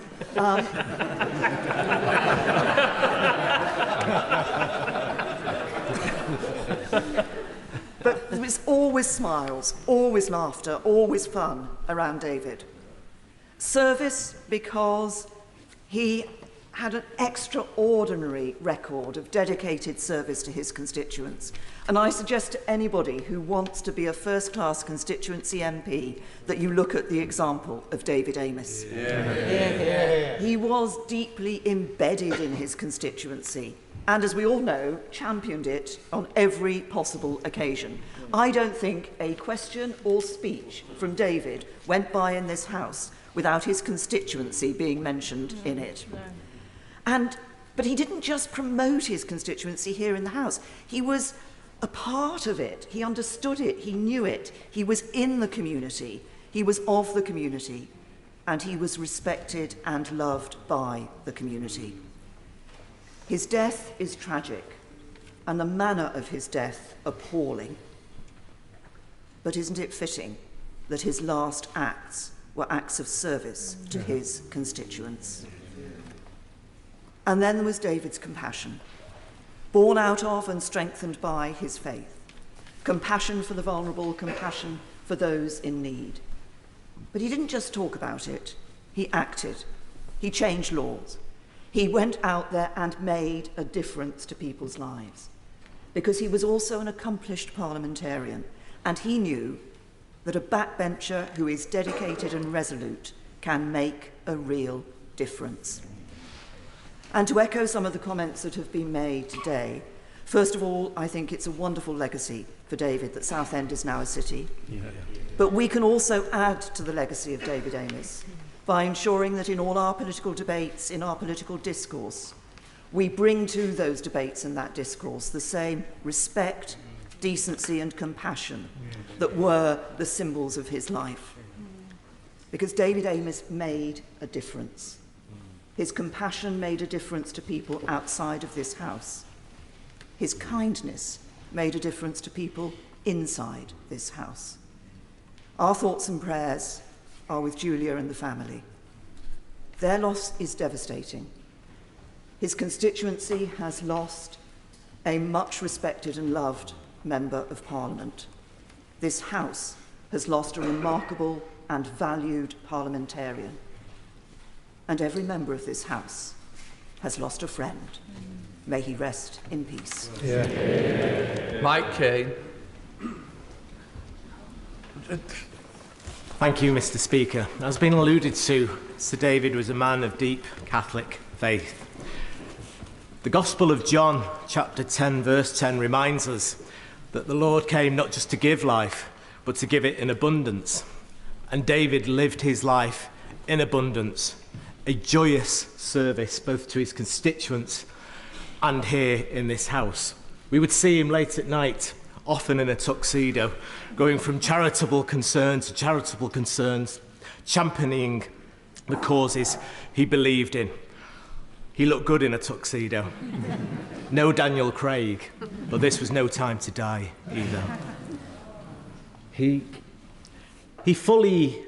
My wife reminded me of the time where we went to the beatification in Rome of John Henry Newman just before lockdown.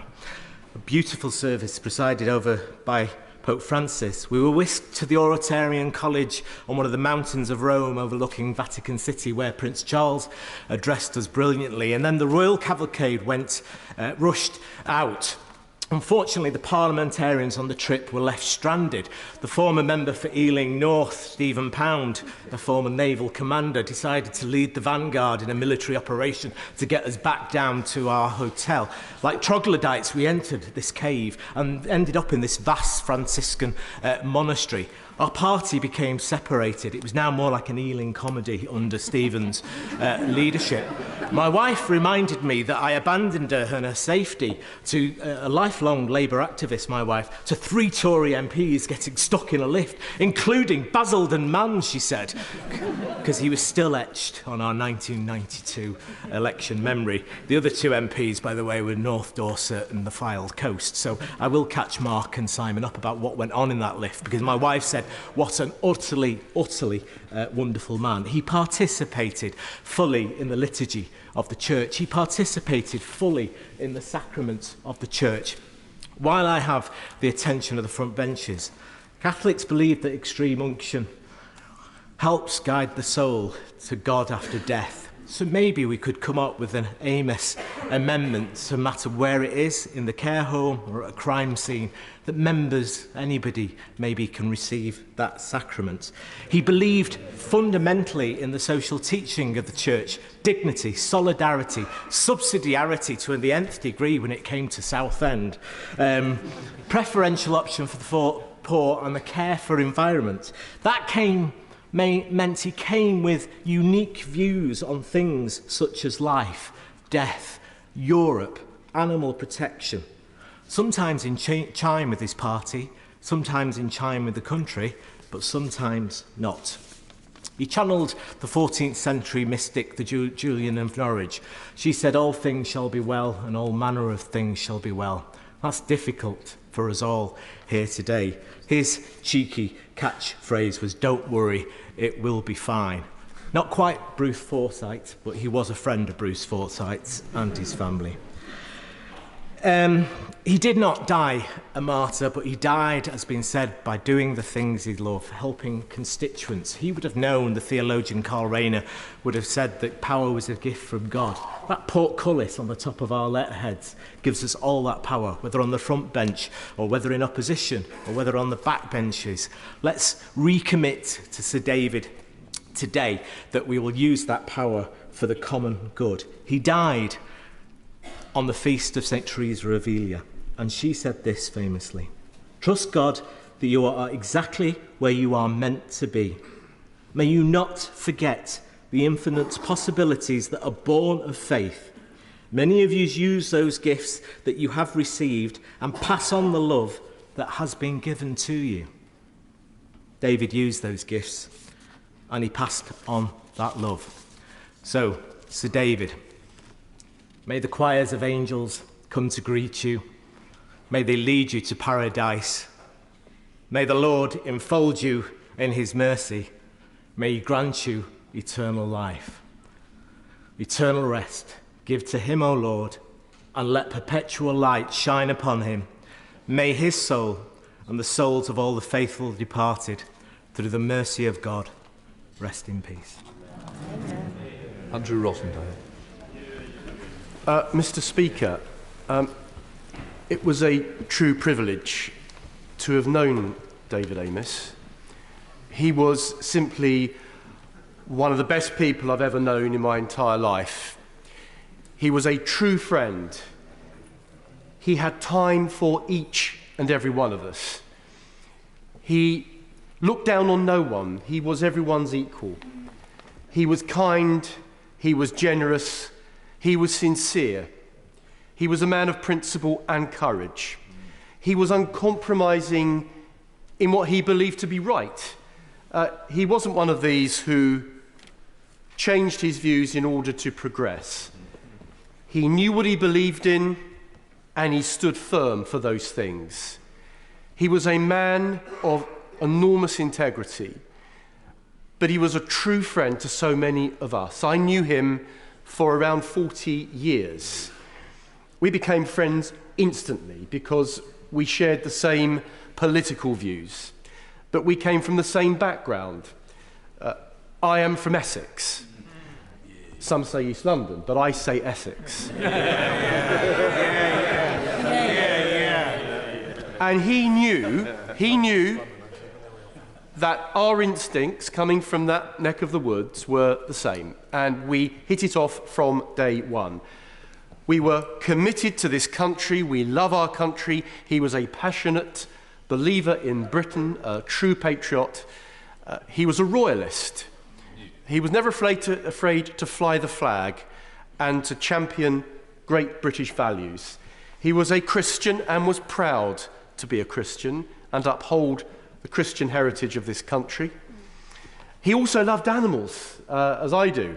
And he almost loved my dogs as much as I loved his dogs. And many occasions visiting his home in Southend, often taking my own elderly mother, and he had an elderly mother who lived till 104, and when his mum died, he spoke to my mother as if it was his mother. He treated me like family. And my heart goes out to Julia and the 5 children, who were wonderful people. He had a fantastic family, and he was so dedicated to his constituencies, Basildon and Southend West. He lived for them, and he did sacrifice everything else to put his constituency first. And I will say this, Mr. Speaker, the one legacy we must hold true to David is not to let his horrific murder, the horrific way that he left us, to change our democracy. I remember the day after the appalling Grand Hotel bombing in Brighton in 1984, and I remember Margaret Thatcher, and he was a dedicated supporter of Margaret Thatcher. I remember her saying, "It's business as usual. We must carry on." And I take the same view. Whatever happens, whatever we do to carry on and protect ourselves, we must not let our democracy be undermined by that kind of evil. Yeah. We must stand up to evil, defend our democracy, cherish the freedom that gives all of us the right to be here and represent our constituents, and defend and cherish the freedoms and the liberties that have held our country together for generations. David was a fine example of a parliamentarian, a magnificent constituency MP, a true friend, a gentleman, a truly wonderful human being. We're going to miss him, but I feel truly privileged to have known him. Thank you, David. God bless you. Yeah. Sir Geoffrey Donaldson. Thank you, Mr. Speaker. On behalf of my right honourable and honourable friends, I rise to record the common and unified voice of the people of Northern Ireland, who share in the grief and sorrow at the loss of our esteemed and much loved colleague and friend, and my condolences and sympathy to you, Prime Minister, and to your colleagues on the Conservative benches. Words cannot adequately describe nor suitably express our heartfelt sympathy.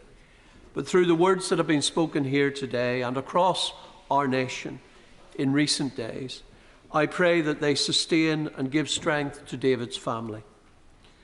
No one will feel the loss of David more than his family.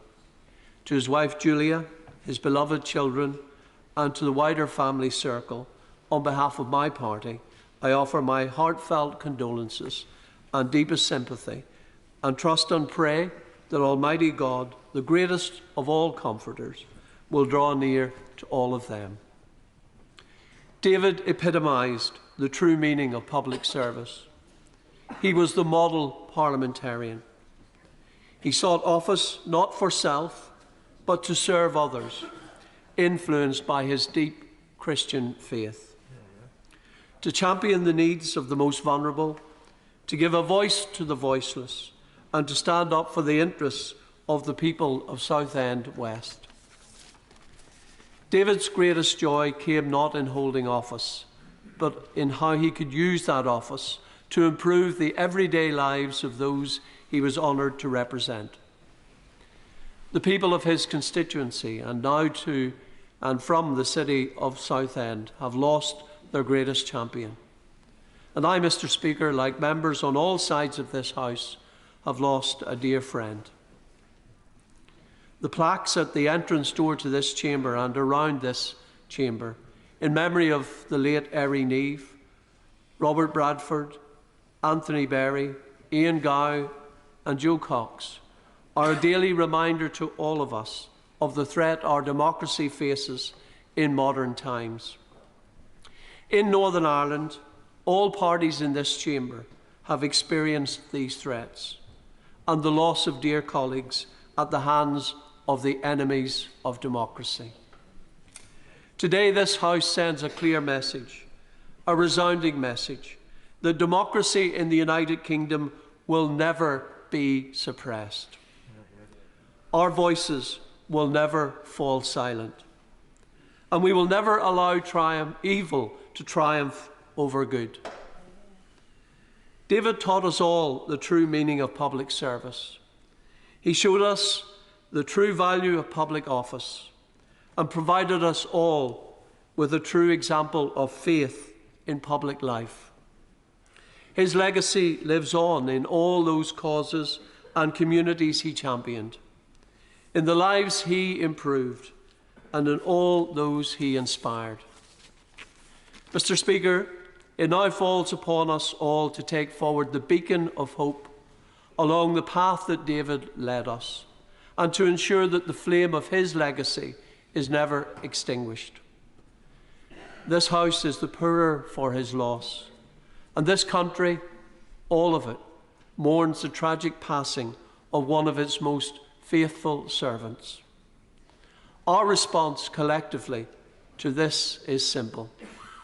When one of us falls, another will step forward. Together we will continue to defend the values and ideals that David stood for, and that are the foundation stones of this great nation. Thank you. We now come to Jackie Doyle-Price. Thank you, Mr. Speaker. I think the whole House will be left in no doubt of the genuine affection that Sir David's constituents held him just by watching the TV footage this weekend. And as a friend of his, I'm hugely comforted by the genuine affection that's been shown today and in response by honourable members. For me, David was a great friend as well as a great parliamentarian. Now, last week, Sir David led a delegation of the all-party group on a visit to Qatar, and he led that delegation with his characteristic good humour, dare I say, great fun, and inclusivity.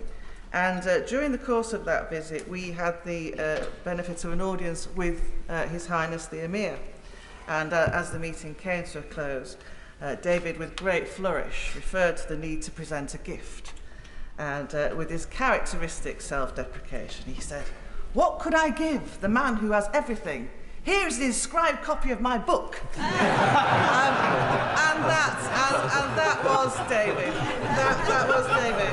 But I can say to you, for those of you who haven't yet read David's book, can I suggest you go out and get a copy, because the proceeds go to some of the charities that he championed. And could I also say that, in actual fact, if you read the book, it is the authentic voice of David, with his pen portraits, some of which are humorous, some of which are quite barbed. But it is actually a great insight into Parliament from somebody who, as we've heard today, spent much of his career all of his career on the backbenches. But he loved this place. He genuinely thought it was a privilege to be a member of Parliament.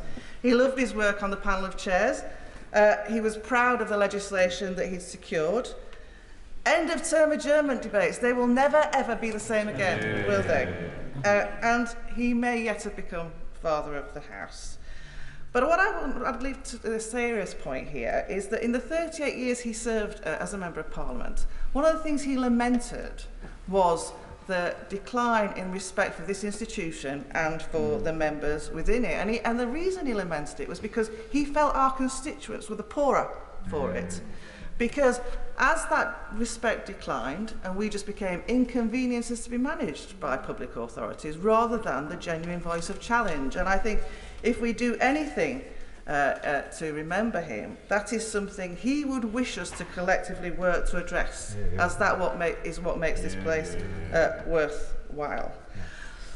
We must, in reflecting on his memory, not remember the way in which his life was taken, but remember how he lived.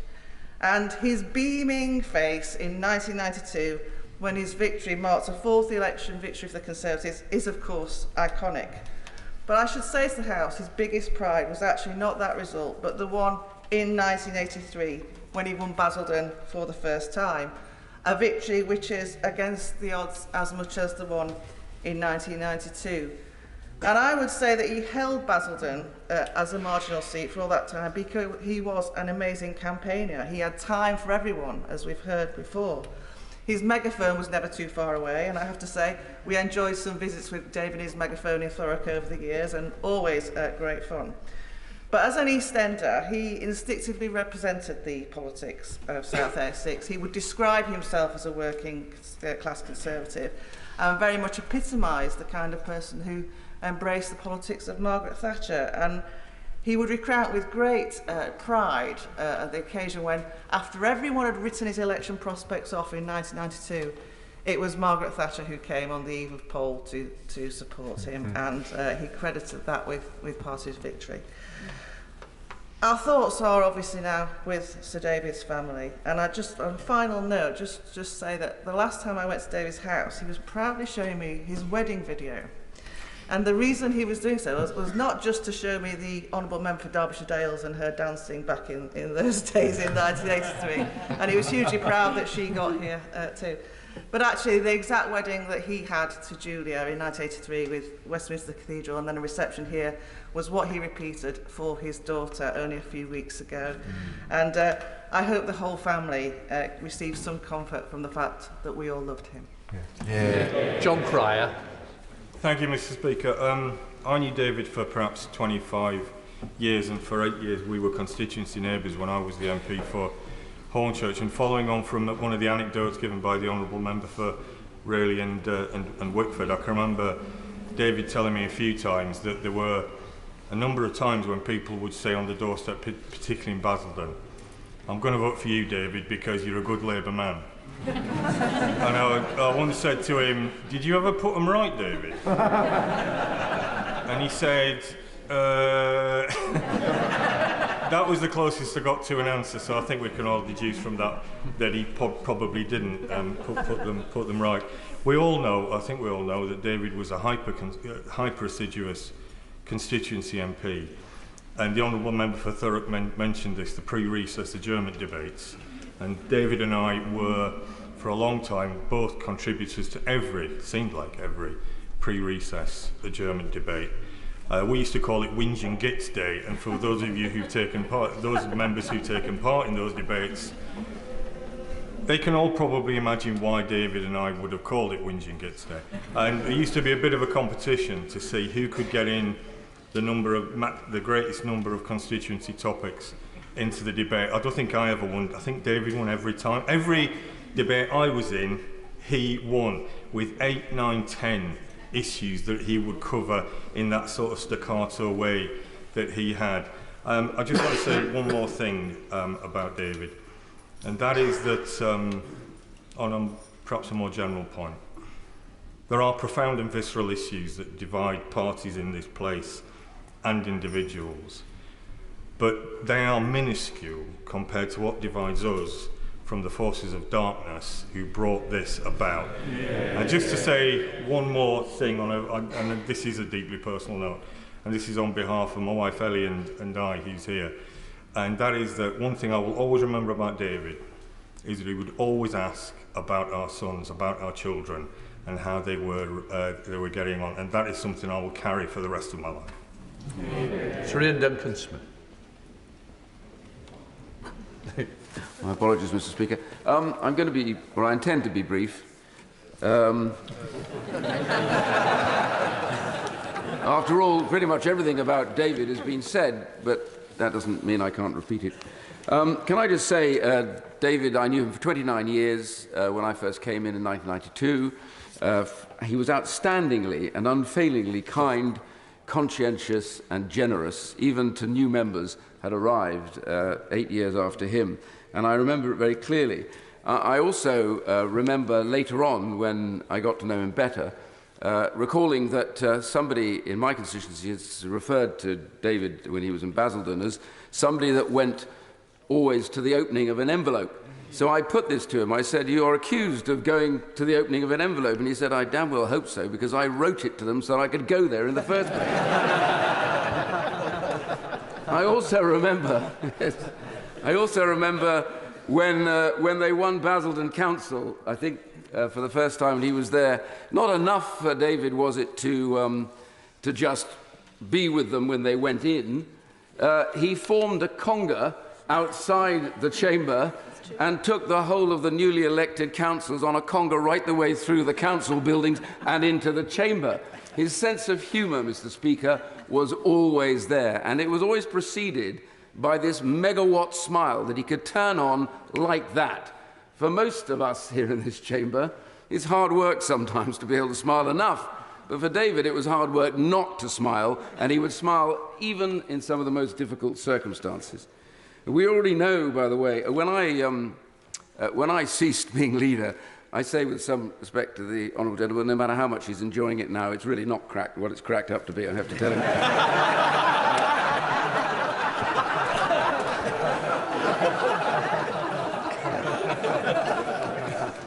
That's what I thought too.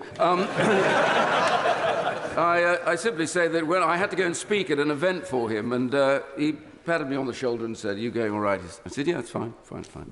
And he got up and introduced me by saying, "I'm so pleased to have Ian Duncan Smith here. He's just slid down the greasy pole," and then he carried on. So he did follow that by telling me directly afterwards that he had retired finally from a long time in government, and he thought he would have more influence elsewhere. He actually spent a very short time in government, but that didn't bother him in the slightest bit. I want to say, Mr. Speaker, that on a more serious note, David has shown us the way of cooperation. And I know for a fact that most members in this place know that you get things done by cooperating across this floor. In fact, very little is talked about that, Mr. Speaker, as you know, but it is in fact the embodiment of exactly who we are in this place.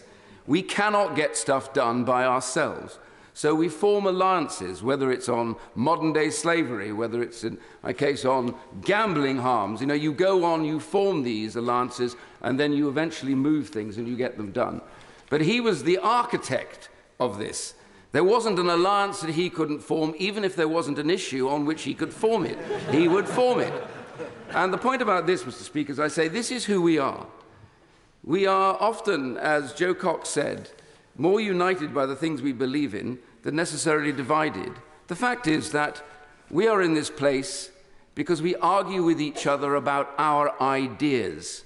The important feature with this is we may disagree with our arguments, but we don't disrespect the motives of those who hold them. And we need to be very careful. This is a lesson to us, that we need to be careful here what we legitimize in what we say about our colleagues. They are not evil people. Nobody in this chamber is an evil individual. They have strong beliefs. I'm struck when the media reported that, they'd finished talking about him, and then they said, and he was a man with very strong held beliefs, as though this was an aside that they wanted to bury somewhere else. We come here because we have strong beliefs, and we should be proud of that. We argue with each other because we are the point where people can see us, debate these things, have power of emotion, be angry about them, because this place is a cockpit of that, so they don't have to do it outside violently elsewhere. But we need to show publicly, Mr. Speaker, I believe is what the point he was making, is that we need to show each other the respect that those ideas are greatly held. We respect each other, but we don't dislike or hate each other. That is not for us, and it is not for that that he in fact lost his life. In fact, today, through the door of my constituency office, Mr. Speaker, I've been told that there is in fact a document that came through the front page all about him, and on it it had, "Like you bastard." In fact, I did think he might have done it because it was spelt B-A-R-S-T-E-D, Mr. Speaker, so I think even in that threat there is a sense of irony. I want to say, Mr. Speaker, in conclusion, that his family, this is a tragedy which a deranged, hateful and violent individual has brought to them, unwarranted and without cause. And David taught us something very important that they can remember, that he believed in the power, not the power of position, but the power of purpose. Mr. Speaker, they told us, Heraclitus, they told us you were dead. They brought me bitter tears to hear and bitter tears to shed. I thought as I was crying how often you and I had tired the sun with talking and sent him down the sky. And now that thou art lying, a pile of grey ashes, long, long ago dead, thy nightingales, thy voices are awake. And that is the important thing, Mr. Speaker. He will be with us forever. Yeah. Can I just urge us to try and be brief to get plenty of others in? Thank you, Mr. Speaker. I'll just join briefly the tributes that we have heard, because Sir David Amess asked all of us about our families, and probably we send our condolences now to his family, not just from all of us, but from all of our families too, who will be feeling very much the need to reach out to them at this difficult time. We pay tribute to Sir David's staff, who just went to work on Friday morning, just like all of our staff do, going to try and help his constituents like every one of our constituents, and had to face the unimaginable on Friday morning. Every one of us has a story of things that we worked with David on. So many different issues. For me, it was the work we did together on amendments to help child refugees reunite with their families, something he felt strongly about. And you could never predict what the issue was going to be he would feel strongly about next, but then you look back on it and think it made absolute sense that this was what he was championing, because so often kindness and compassion were at the heart of it, and for helping others too. His office is just above mine, so very often just chat to him, walking to the votes, coming across here, and really felt it just walking across here now to come and pay tribute to him, and knowing I wouldn't walk across here with him again, chatting about our families. But you could never get wrong which floor you were on coming out of the lift to David's office. Because as many of you will know, there is hanging on his door a giant cardboard cutout of a knight in shining armour with the helmet tilted in a jaunty way, just looking at you. And that knight in shining armour is what David will have been to so many of his constituents. Round the corner there is a box with the nodding reindeer decorations in, just ready to be spread across the corridors, because that was what David would do at Christmas time, would be just spreading joy, spreading a bit of friendship and a bit of joy.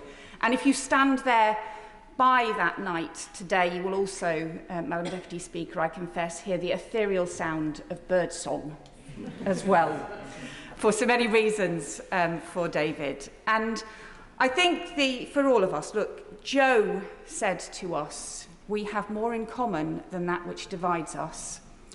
David showed us how to do that, because whilst he had disagreements with pretty much every one of us, he also had the unerring instinct of finding what it was he had in common with each and every one of us as well.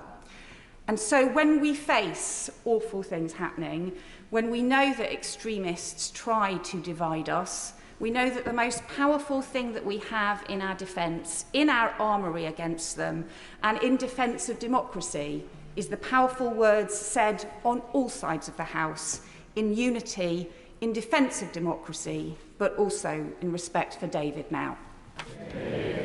John Whittingdale.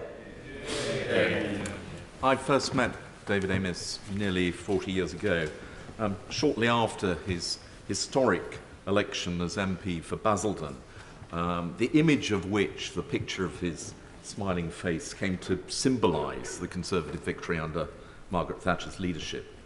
He won because he embodied all that was best about Essex man. He was patriotic, he came from a working class background, he was devoted to his family, he was passionately independent. I got to know him when I was working for Margaret Thatcher in 10 Downing Street. He adored her.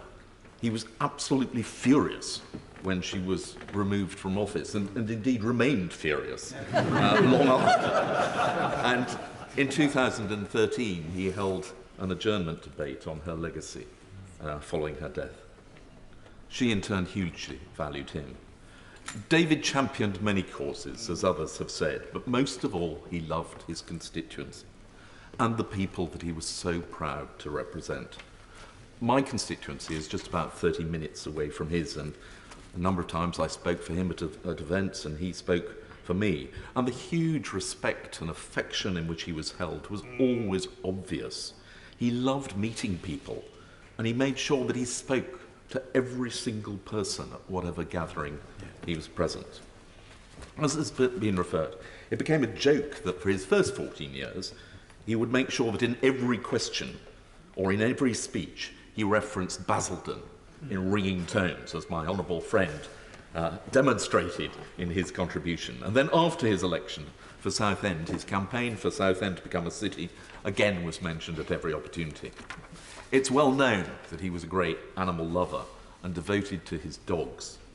And even when seeking support for his French dog, Vivian, in this year's Westminster Dog of the Year competition, as the Prime Minister referenced, the reason he gave as to why we should vote for Vivian as Westminster Dog of the Year was that she is an enthusiastic supporter of Southend becoming a city.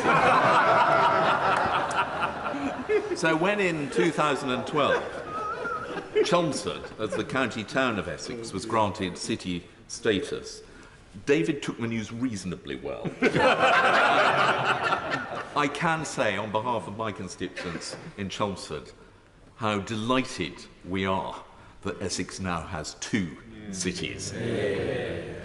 I represent a part of the Chelmsford local authority area, but my honourable friend, the member for Chelmsford, has the city itself. She's unable to be here today as she's on ministerial duties abroad, but she asked me to say on her behalf how much she appreciated the kindness and gentle wisdom that David typically showed to her and other new Essex MPs when they were first elected. I also join in her in paying tribute to the work that David did for all of us to improve our hospitals across Mid and South Essex, a legacy that will continue to benefit hundreds of thousands of Essex residents. David was quite simply the best of us. All of us are still in shock, but our hearts go out to his family, and I hope that people will listen to their words. My honourable friend for Rayleigh spoke powerfully about the abuse that people, particularly members of Parliament, and not just MPs, a lot of other public servants, suffer from on online social media. I've been heartened by the huge number of messages that I've had from my constituents and from others, firstly to express condolences, and secondly just to express their appreciation of the work that we do in this place. And I like to think, and I strongly believe, that those horrible, aggressive voices that sometimes seem to dominate social media are not representative of the views of the vast majority of people who share all the qualities and would respond to the appeal of David's family, that we should show each other kindness and love. And that should be his lasting legacy. Stephen Timms. Thank you, Madam Deputy Speaker. We've rightly been reminded of David's enthusiastic advocacy for the constituencies that he represented. But he was also an enthusiast for the London Borough of Newham, where he was born and grew up, where he attended the excellent St Bonaventure's Catholic School, which he stayed in touch with for the rest of his life, where he supported West Ham United Football Club, and where his mother lived until her death, as we've been reminded at the age of 104 5 years ago. I heard over the weekend from somebody who was in the sixth form at St Bonaventure's with David, but unlike David, supported the Labour Party. He told me that the politics teacher, Mr. Cunningham, predicted that David was going to be a Conservative MP. But he also told me that in a period when he wasn't able to attend quite a lot of the politics lessons, David very carefully wrote out all of his notes so that his friend could copy those notes afterwards. Kindness was evident at that early stage as well. David stood for election to the council in Newham in 1974 and 1978, and for Parliament in Newham North West in 1979 before finding more promising opportunities further east.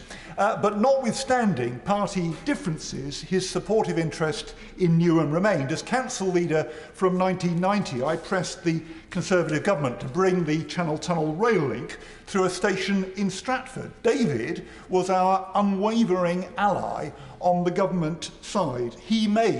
Single-handedly, he made the campaign cross-party, and that was crucial to its success, leading to London 2012, to the regeneration that's underway at the moment. Of course, David was not initially seen as a friend by my Newham Council colleagues, who haven't seen a Conservative elected for 30 years. We all remembered David dashing our 1992 general election hopes by holding Basildon, but we invited him to our town hall celebration when the Stratford campaign succeeded. I wasn't quite sure how that was going to go, but David won over everybody with a beautifully judged speech. Newham has lost a great friend. He was accessible to his constituents. Tragically, he has now given his life. We will rightly reflect on what more we can do to stop that happening again. I wonder if we might ask the police to review our appointment lists ahead of each surgery, for example. But we mustn't give up on the accessibility of members of Parliament. If we do, the sponsors of those who attacked David and who attacked me will have succeeded. That must not happen. We would all like to have a long time to hear more of these heartwarming stories and recollections of our dear lost friend, but we are due to go to church quite soon.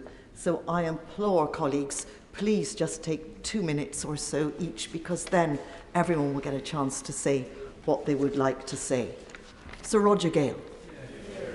Thank you, Madam Deputy Speaker. We've heard magnificent tributes from the Prime Minister, from the Leader of the Opposition, from David's Essex colleagues, and from many on the opposition benches as well. And I think we are all grateful for that. And the tone of the House is as the House can be at its best. I want to speak in just a couple of minutes, speaking on behalf of the remnants of the class of '83. We came in, 100 of us, in 1983. Now there are, sadly, only 2 remaining with continuous service, and another 3 who have come back, having left the House briefly. We had all hoped and expected that in the fullness of time, once my right honourable friend, the member for Worthing, has surrendered his position, by which time, of course, David would have been a very old man, we had hoped that he would become the father of the House, because he would have made a magnificent successor to my right honourable friend. Sadly and cruelly, that has been denied. Those of us, many on both sides of the House, who worked with David on his campaigns, had that privilege, whether that was on fox hunting when it was unfashionable to do so, whether it was on the reunification of Cyprus or Iran, or pensions for expat UK citizens, or a whole range of other issues. Know just what a doughty campaigner he was.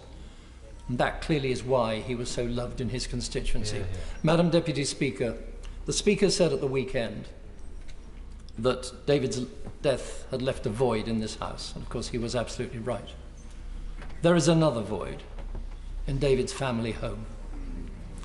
I hope that David's wife, Julia, and his children will take comfort from the fact that across this House there is clearly nothing but affection for his memory. And that must speak volumes for the man whose life we celebrate today. Yeah. Kim Leadbeater. Thank you, Madam Deputy Speaker.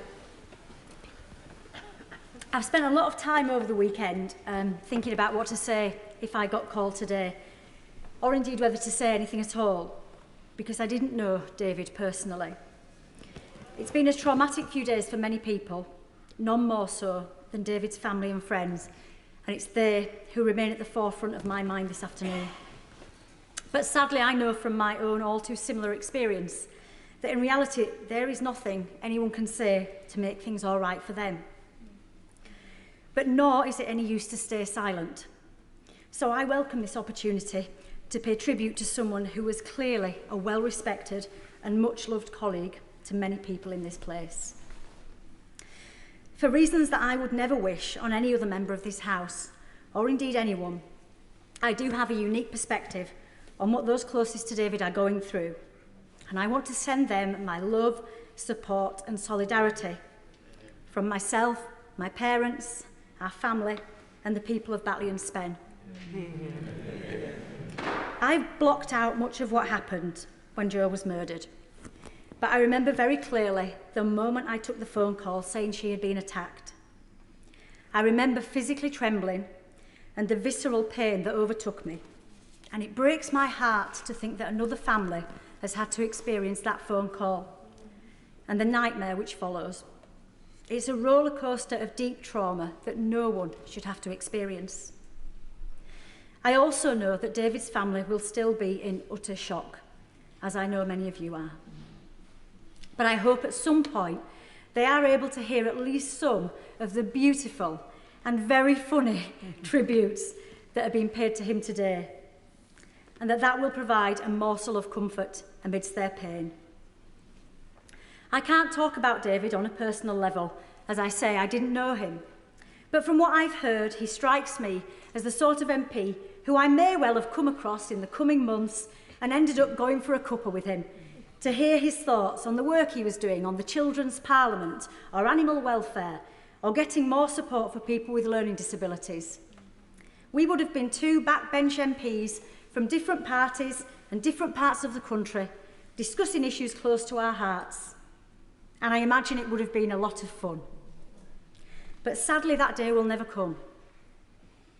I know that wider discussions will now take place about the safety of MPs, the awful abuse and intimidation we face, the nature of political discourse, and how we can deal with the evils of terrorism. And it's quite right that they do.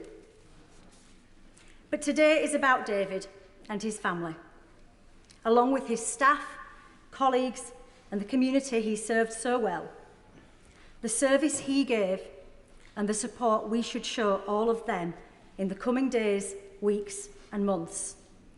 It is up to us to make sure that we do, because I know more than most that they will need it and the powerful difference it will make to them. Sir David Amess. Thank you very much, Madam Deputy Speaker. And David was indeed a great character with a fantastic sense of humour, and I'm honoured to have been able to call him my friend.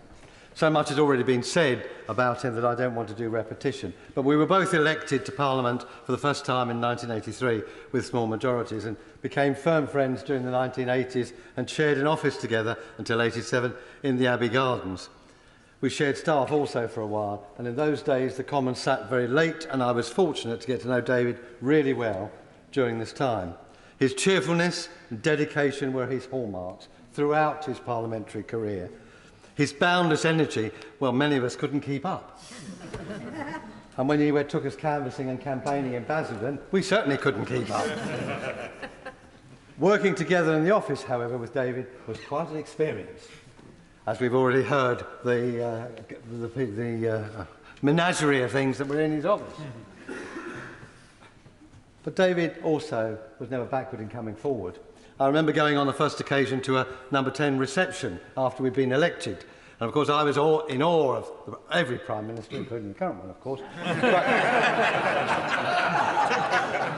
Margaret Thatcher was the Prime Minister, and of course, she said, I can't do her accent, but she put her head on one side, the two Davids. And I just said, well, Prime Minister, lovely to be here, and all the rest of it. And David Amess said, well, I've never been here before, can you do me a tour? At that moment, I wish I had quietly died. But she said, yes, I'll come and get you later. And she did. We had a tour, and she said, but I'm going to take you upstairs to the flat and show you upstairs. And she said, this is where, of course, I cook Dennis's breakfast. Really? He said, he has cooked breakfast? Yes, she said. Well, it's really pokey up here, isn't it? He didn't think much of it at all. So he never had aspirations to be Prime Minister, I think. Or if he did. Anyway, he was a friend. I was privileged to know him, privileged to work with him on so many campaigns. He was a great parliamentarian, a great politician, a fantastic advocate on behalf of his constituents, and a great champion of our nation. He was also one of the nicest, kindest, and most genuine people I've ever met. Always smiling, and was an indefatigable campaigner for all the many issues that he held dear. We're all devastated by his murder, and I'm privileged to know his wife and family over the years, and we think of them and we grieve with them. But we will remember his legacy, and we will look on the positive side, because one thing David Amess always was very positive. Yeah. And I'm proud to have known him. Thank you. Yeah. Martin Day. Thank you, Madam Deputy Speaker. If you had told me before I was elected in 2015 that just a few years later I'd be sitting at home greeting over the death of a Thatcherite Tory MP, I would not have believed you. But my partner Nadia and I did just that, for it was David who had died. David was the first cross-party friend I made in the Commons when I was elected. He was a joy to work with on committee, and he roped me into all sorts of APGs and escapades as well. And he will be sorely missed. He will not, however, be forgotten. And when I think back on my memories in this place, the most favourite ones will feature David. He already, I should say, features in a number of my Burn Supper speeches around a story of a haggis, but that's too long to tell in these short tributes. And I hope I can find the energy and the enthusiasm to tell it with the fun that it deserves. So let me just pay my respects to David and send my best wishes to his family. I cannot believe what they will be going through at this time. Thank you. Sir Graham Brady. Thank you, Madam Deputy Speaker. I'll be brief because I know there are many others who still want to pay their respects and give their tributes. As a dedicated and effective backbench Member of Parliament, it's right that I should pay tribute as Chairman of the 1922 Committee, but I wanted to say a few words today because I've, like so many others, had the privilege of his friendship for the last 24 years.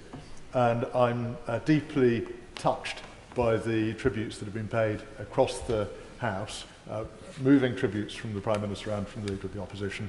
I'm pleased to follow my friend, the Chairman of the Parliamentary Labour Party. My neighbour from Wythenshawe and Sale East, who was one of the first on Friday to get in touch with me to offer his condolences, which is much appreciated. And I think we all have had so many messages of condolence from constituents and others since that terrible news on Friday. I think people across the country could sense the goodness, the kindness, the decency of the man that we have lost. And I think it's wonderful we've had tributes to the great achievements that David had in politics. It's also wonderful that we've had so many references right from the start to the joy that David brought into all our lives and into so many other lives too. He clearly enjoyed the House of Commons, he enjoyed politics, he loved meeting people, and I hope that is something that will stay with us. I'll just say, finally, my recollection always, over the last few years especially, I'd see him in Portcullis House, he'd see me coming the other way, the infectious smile would begin, and you knew that he was looking forward to starting the conversation. What are they doing now, Graham? He'd say, and why are they doing this? And I will miss that. And like others, I'll still be looking out for him. And the final thing that I wanted to say, if you like the serious point, is that this is the most open and accessible parliament of any major country in the world. And the right tribute to David must be that it remains so, that we will take sensible precautions, but we will keep open and we will continue to connect with our constituents as he did so brilliantly. Sarah Dines. Thank you, Madam Deputy Speaker. It is with incredible sadness, and I have to admit some anger, that I rise to pay tribute to my friend David today. I was fortunate enough to have known David before he entered this House, as a friend, a family friend, and some 3 decades later as a parliamentary colleague.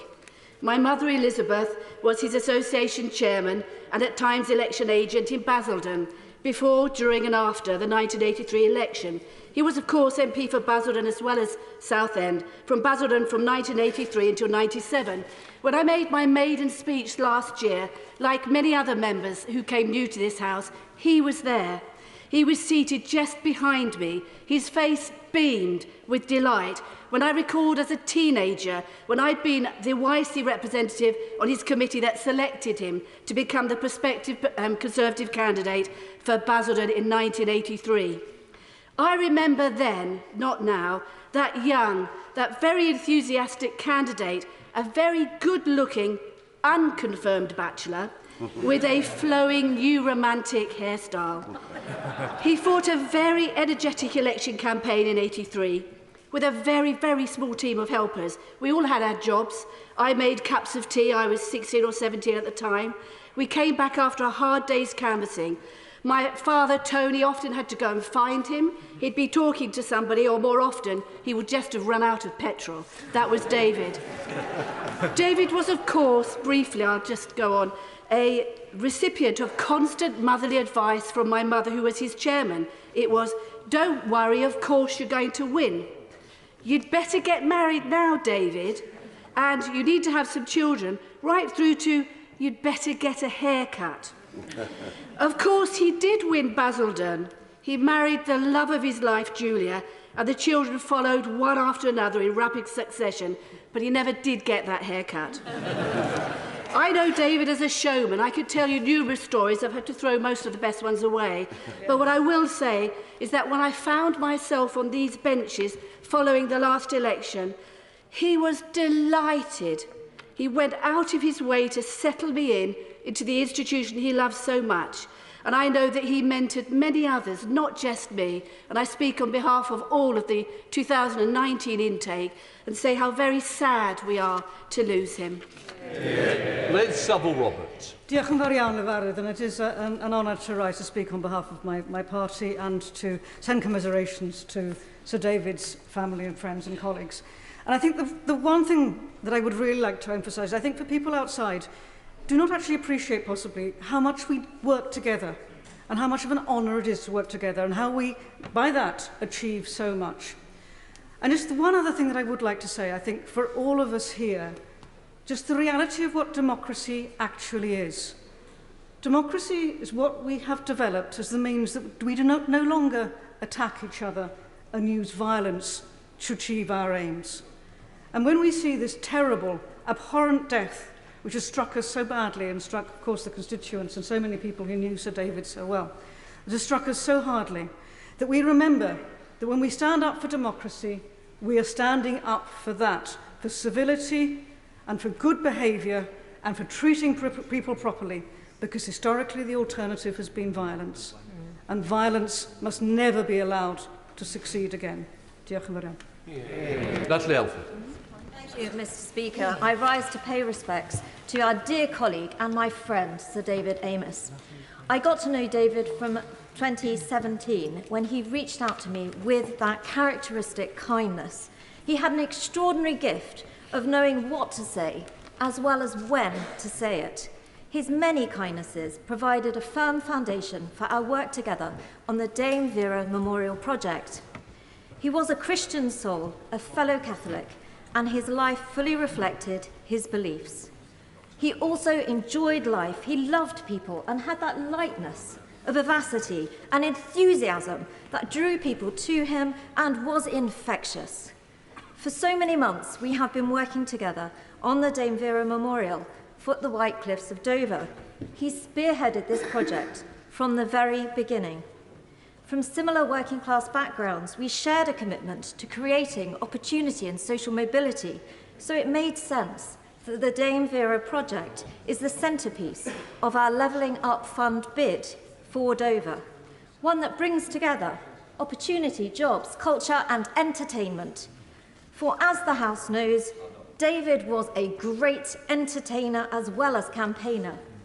My enduring memories of David will be both of us arm in arm around the piano singing to Dame Vera's songs, him taking selfies at the White Cliffs of Dover. The Dame Vera project was very close to David's heart. Sir David's family have made a call for public support for the Dame Vera fundraising in his memory. So let's get behind that and get the fundraising done, build the memorial and include in it a tribute to the life of Sir David Amess, a lovely man who was a true friend to me, a friend to Dover and to our nation. Thank you, Mr. Speaker. I want to join the tribute to the Honourable Member for Southend West, who was a kind and generous colleague in the House and a committed and conscientious constituency MP. Just how conscientious he was can be seen in his record of speaking and action in the House. I had a recollection of him speaking in a pre-recess adjournment debate back in 2009 when I was Deputy Leader of the House, and it was my job to respond to that debate. And a couple of the speeches earlier we've heard about these, Sir David's performance of these debates. I remember that Sir David had raised many, many points that day to be answered or sent for action in departments. So I looked back at the pre-Christmas recess adjournment debate in December 2009.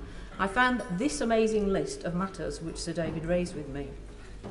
His view of then Labour government, the state of the economy, small shops, having visited every small shop in his constituency in the summer recess, the pay of public servants and the scrutiny of public sector pay, communications with his chief constable and decision-making structures in the police, our forces serving in Afghanistan, the Chilcot inquiry, solvent abuse, Vioxx and compensation for UK users of it, tax credits and the tax credits helpline, the Southend Association of Voluntary Services and funding for them, services for people with rheumatoid arthritis, seat belts and the risks of people not wearing them.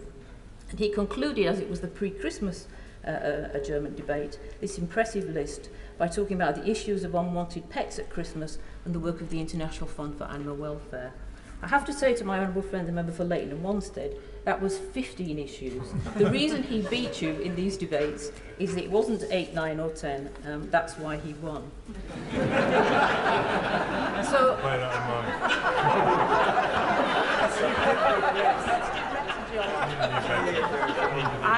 I fast-forwarded to the most recent pre-recess adjournment debate on 26th of July this year just to see if it was a similarly impressive list, and it was. Care costs, both of self-payers and council-funded costs, the accessibility of housing for people with a disability, use of tidal power, the safety of jet skis, single-use plastics, sewage discharge from storm overflows, planting of trees in Southend for the Queen's Platinum Jubilee, banning live export of animals for slaughter, the pension ombudsman, approaches to working with vulnerable children, the public appeal for a permanent memorial in Dover to Dame Vera Lynn, which he helped to launch, good wishes for our Olympic and Paralympic athletes, praise for a constituent who had done a wing walk for charity, centenary of the British Legion, and, as ever, Mr. Speaker, a plea to make Southend a city. How wonderful that his strongest campaign for city status at Southend will happen, the city he loved, and thanks to Her Majesty for approving that. Mr. Speaker, I'll finish by saying this. There were so many causes that Sir David championed, and so many of us worked cross-party with him on issues such as support for people with endometriosis, there was going to be a debate on that today, and children with learning disability.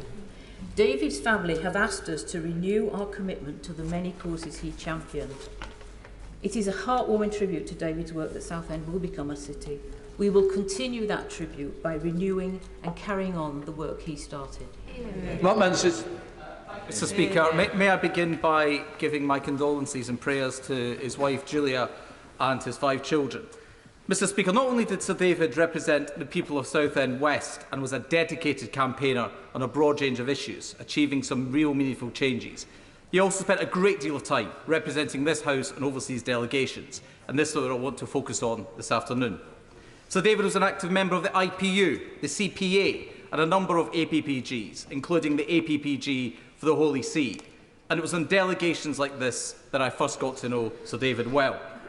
It's well documented that Sir David was a devout Catholic, but even in the hallowed walls of the Vatican, Sir David did not lose his mischievous sense of humour. I think of a time when we were in the Vatican for the canonisation of Cardinal Newman, which has already been referred to, and we attended a high-browed theological seminar with cardinals. Midway through, David whispered to me, "Isn't this fabulous? I can see you're loving it." To which I replied, "To be honest, not really, David. I'm not really understanding it." And it was at the tea break that David and I slipped out like errant schoolboys. I said to him, "David, are we not going to get into trouble walking through the Vatican gardens?" He said, "Nah." And no, we did. But as you're aware, Mr. Speaker, not all meetings are engaging or go according to plan. And I remember vividly a meeting with a foreign minister. In this case, a foreign minister that demanded that the meeting take place in English. The only problem being that that foreign minister did not actually speak English, but had instructed his translators not to intervene. Several minutes in, with only the minister understanding what had been said, and parliamentary colleagues becoming increasingly frustrated, I passed David a note saying that this was getting ridiculous. David simply smiled in his usual way. About a minute later, Sir David leant forward and said to the minister, "Minister, your English is superb. Where did you study?" With tears rolling down colleagues' cheeks and nobody able to make eye contact for fear of damaging the reputation of this House. But this was a perfect example of Sir David deploying his full sense of humour and ability to address serious situations in a polite and jovial tone. Mr. Speaker, just last week, I and others in this House had the privilege of spending time with Sir David on a parliamentary delegation he was leading. He was at his very best, ensuring that colleagues of all levels of seniority were made to feel included and that they played an active role. Every day we conducted serious business, but he made sure we always found time to laugh. It will come as no surprise that even there he found time to demand that Southend be made a city. This House has lost a great representative, his family, a father and husband. I have lost a dear friend, but it was a real privilege to be with him on his final adventure. Thank you, Mr. Speaker. Thank you, Mr. Speaker. I think if David had been here to hear the word today, he would have loved the fact that there was so much humour in the contributions from people, as well as the obvious warmth and respect for his decency. I think, it's just so obvious how genuine the tributes are. I knew him fairly well because of working with him on animal welfare issues. And all I really want to do today is to just quote from some of the animal welfare groups that have paid tribute to him on social media. World Animal Protection talked about his support for calls for an end to the global wildlife trade. The Dogs Trust said that they were devastated to hear of his death. He worked with them on supporting the end to the cruel puppy smuggling trade. The Animal Aid posted a picture of him supporting a call for an end to a ban on, or calling for a ban on game bird battery cages, said that they were shocked and sad and described him as a friend to animals everywhere. And I feel particularly for the Blue Fox campaigners, which is the Conservative campaign against fox hunting. And when that was first established, only a very few MPs on the Conservative benches were supporters of that. And Sir David was so integral, and he's got us to a place now where it's really, I think, a bit of a moot point whether there would ever be a successful attempt to overturn the fox hunting ban, and that's because we've managed to win the debate on both sides of the House rather than just on this side, and he was just so much a part of that. Peter, another animal welfare campaign, have said that they're going to add a leaf with his name on it to their Tree of Life memorial, which celebrates individuals who've made a difference, and they say that he did that in spades. And finally, I just want to, there was a lovely tribute to him from Nick Palmer, who was an MP on the Labour side in this House and overlapped with him for quite some time, but he's now at Compassion in World Farming. And he wrote a lovely article in the last few days, and he said he was especially struck by Alistair Campbell's comment that the first thing you noticed when David entered the room was his beaming smile, and that many of us, that not many of us are remembered in politics, are remembered especially for our smiles. And he which I think is fair to say. But he concluded, Nick, in this article, he said, when animal sentience is officially on the statute book, when live exports end, when cages on farms are banished to history, all of us in the animal welfare movement will celebrate, and we should remember the quiet idealism that made Sir David help bring it about. Sir Benedict. Thank you, Mr. Speaker. In this debate, the life of David Amess keeps invoking one word above all: kindness. Yes. And the family's heartrending statement reflected that word. The Archbishop of York wrote that his life showed the true meaning of kindness. And this would be the greatest of all tributes to David if we, or even just some of us, who are engaged in the daily political battle, made kindness our resolution from this day forward. There is much reaching across the chamber in this debate today, but which of us in this House can honestly say, when we have looked across the chamber, or those in our own parties, that we have never fallen prey to feelings of contempt or lack of respect or unkindness towards those who oppose us? Which of us can honestly say we cannot do better? Kindness is giving without any expectation of getting. Kindness inspires hope and optimism, which David also embodied. Like many on all sides, we had our disagreements, but nobody could doubt David's sincere wish to make the world a better place with his kindness. And I wonder why the 7 principles of public life do not include the principle of kindness. And henceforth, let kindness be known as the David Amess principle of public life. He, Julia, and the rest of his family could bequeath the nation nothing more generous, and we could do no greater service to them and to David's memory than to learn to live this principle more evidently in our daily political lives. Final contribution, Dr. Rupert.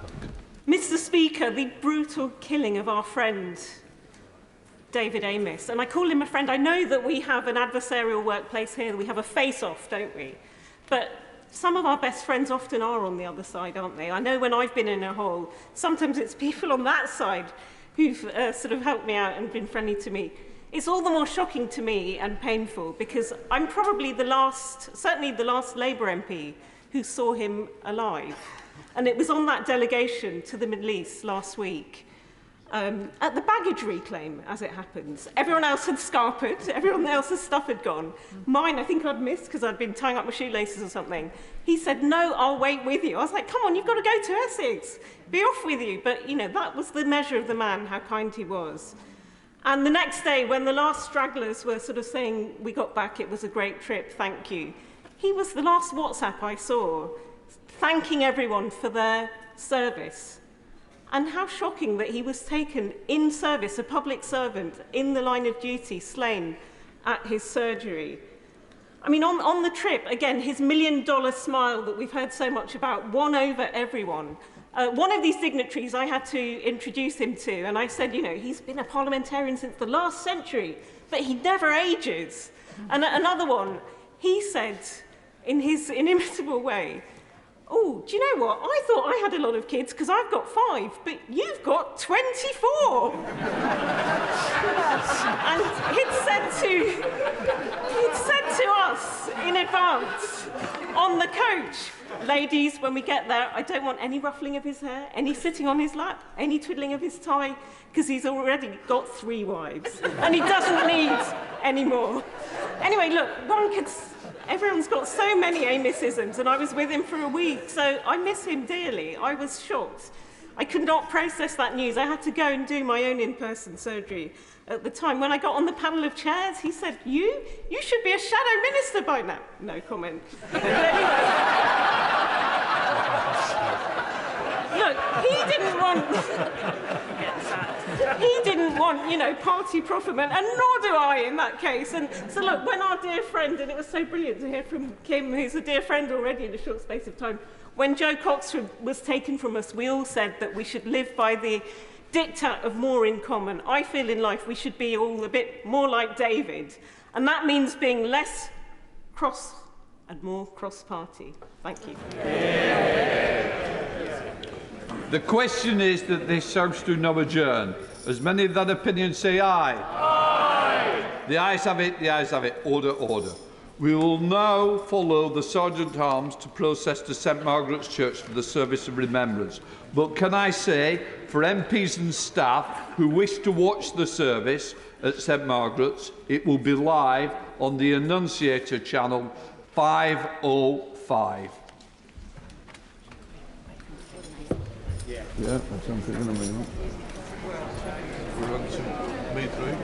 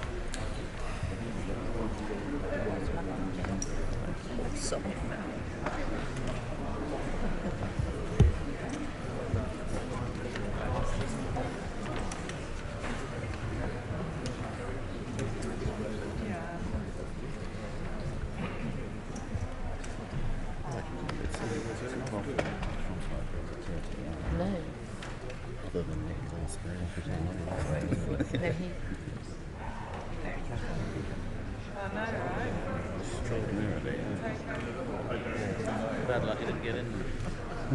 The only Essex MP didn't get in the game. Well,